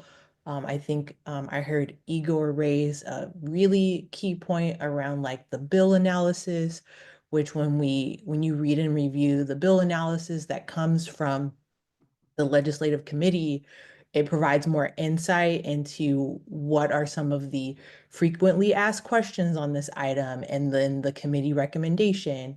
And of course, feel free to let me know if that information is available. I don't think it is. And so I think at this time, I would like to kind of see this item potentially come back to us because it is early on in the process. And so those are just my comments. Okay. Yes. When will it come back to us? Well, it sounds like MRL is, yes. So my suggestion is moving forward when we have a sense it's a contentious item, we know of opposition. And I know obviously that's hard to gauge because obviously we don't know that until our agenda's publicized. But I think staff has a sense of kind of what our public's been weighing in on, right? So I would say the expectation should be that those items are vetted at a committee level. Since this committee didn't meet, that was one missed opportunity, right, for additional level of engagement on this topic to have better understanding and for the public to digest it as well as directors. But since we fully vetted it tonight, I'm not asking that it go back to committee. I think if wherever the vote lands, this could come back at a later date, but just moving forward on other items, really want to see us vet those items at the committee level. Trying to be respectful of everyone's time and energy. I'll mention just before we go further, that's actually on us as the electeds to show up to the subcommittees. So I'll do my job to chew you all out at the item 19. So Berkeley and then Livermore next. Thank you. Yeah, well, for the record, I was ready to show up and when it was canceled. But it looks like for my scheduling email, the next MRL meeting, and I was able to deconflict my schedule so I could make the new time. It's April 18th. So really welcome the opportunity to have this discussion at MRL. Thank you. Okay, Livermore and see Berkeley. I'm just wondering where is the bill in the process right now? When are they going to vote on it? It's in front of the Senate Energy Committee right now. So I think we had this question earlier, right? We expect it would actually be voted out by the full legislature. Survives the, I'm just a bill process, probably sometime in August. Okay, Dublin. Did you have any comments? Okay, sorry, yeah, Emeryville, trying to. No, appreciate that. And yeah, I think to Juan's point, I think making decisions under pressure probably doesn't lead to always the optimal decision, but, to me, this is, and I know I'm new to the board, but, I've been following this process for the past 2 years as the Pathways group has been meeting, and bills have been introduced and failed.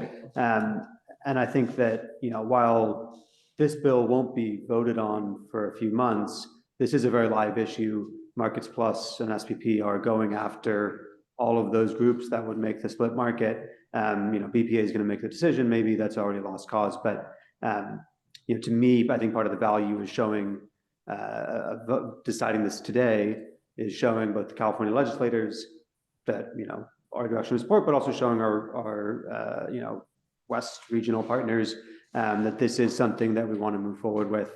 And so, I totally understand everyone's hesitations, and I wish that we could spend, a lot of time digging into it. But I'm also very mindful that, if we don't move forward, then we risk losing a lot more. Okay, Chair's prerogative, because we are obviously 20 minutes away from the room time limit. So we have a motion made and seconded. Okay. My substitute motion is that we support staff's recommendation. Substitute I'll first. second that. I'm sorry. Sorry, I'll second it. Seconded by Hayward. Okay. We have a substitute motion to move staff's recommendation by San Leandro, seconded by Hayward. Any further comment by members at this time? Okay, roll call vote, please. Thank you. Alameda County, No. Albany, No. Wait, which motion are we voting on? We are voting on the substitute motion. to support staff recommendation. Alameda County, Albany, Berkeley, No. Dublin. Abstain. Hold on one second.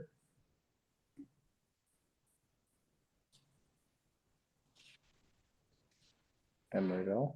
Okay, great, thank you. Emeryville, Aye. Fremont, Hayward, Yes. Livermore. Yeah. Newark, No. Oakland, No. San Joaquin County, Aye. San Leandro, Aye. Tracy, No. Union City, No. Piedmont, oh, excuse me, Pleasanton. Aye. Okay, hold on one second. The Motion substitute fails. fails, yes, thank you. Okay, motion fails, substitution motion fails. We go back to the original motion, which is to continue to, I'll say the MRL for a friendly amendment, because it was just a continue. Could we say continue to MRL? You accept the friendly amendment? Do you use the seconder accept the friendly amendment to go to MRL? Okay, so we have a original motion continuing to MRL made by Berkeley, seconded by Tracy. Any comment before we go forward? I have a question. When will it come to this body? MRL is 4/18. It would then theoretically come May. Yeah, so it would be the soonest board meeting following MRL. Does it have to go to MRL? Can we just come back next month and edit it? That was the point I was trying to make. Yeah. I mean, We've, I feel like, staff standpoint, it can come straight back to the April board. yeah, that I would It's okay. make a friendly amendment To, that it just come back next month. I think we don't need to go to the committee because we had a pretty comprehensive discussion tonight. Because if not, then it's going to be pushed back to May to come back to the full board. it's your motion. Do you accept the friendly amendment? Could we keep it flexible? Could there be an effort to Can't try have to your cake and eat schedule? it too. You're either accepting the friendly Staff amendment has or to not. plan. I'll be your I- advocate. I would prefer not to have that discussion. I Could mean, you explain- what could I you was maybe- trying to I solve did for is, can we schedule a special MRL meeting ahead of our April meeting, but You if have that's no time. con- so maybe it's continue it to, yeah. It's fine. I'm fine with continuing it by 1 month, although it would be my hope that maybe we can figure out to have a committee discussion beforehand. Respectfully, if we continue to the full board meeting of AVA, then any member who would like to learn more can reach out to staff directly to get that information. Okay, so you accept the friendly amendment to go to the next AVA full board meeting? The April full board meeting, yes. 16th, I believe. It's the 18th? No, no. No, full it's board. AVA. April- It's is it on our 16th? agenda. It's April 16th, yes. Okay, do you accept the friendly amendment as the seconder? I will. Okay, thank you for the compromise. Okay, we have a motion to continue the item to the next AVA full board meeting on April 16th, made by Berkeley, seconded by Tracy. Any further comment before we do the vote? Seeing none, roll call vote, please. Thank you. Alameda County. Aye. Albany. Yes. Berkeley. Aye. Dublin. Aye. Emeryville. Aye. Hayward. Aye. Livermore. Newark. Aye. Oakland. Aye. San Joaquin County. Aye. San Leandro. Aye. Tracy. Aye. Union City. No.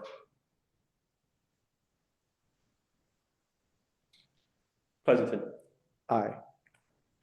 Motion's firm. Okay, thank you very much. Appreciate everyone working through that. Obviously, a lot of information, but again, we continue to show respect and hearing each other's opinions and perspectives, which is extremely encouraging for exactly what we are trying to solve for in government right now. So that concludes item number 17. We are moving to item number 19, where I admonish you for not attending your subcommittee meetings.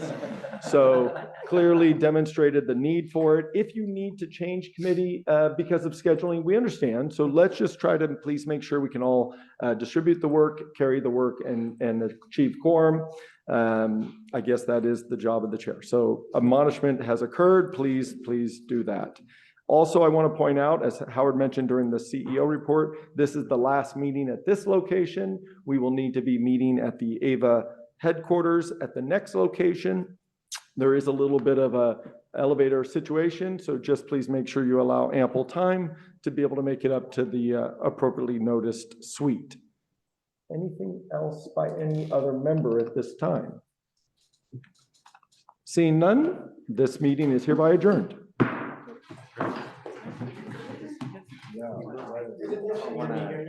Okay.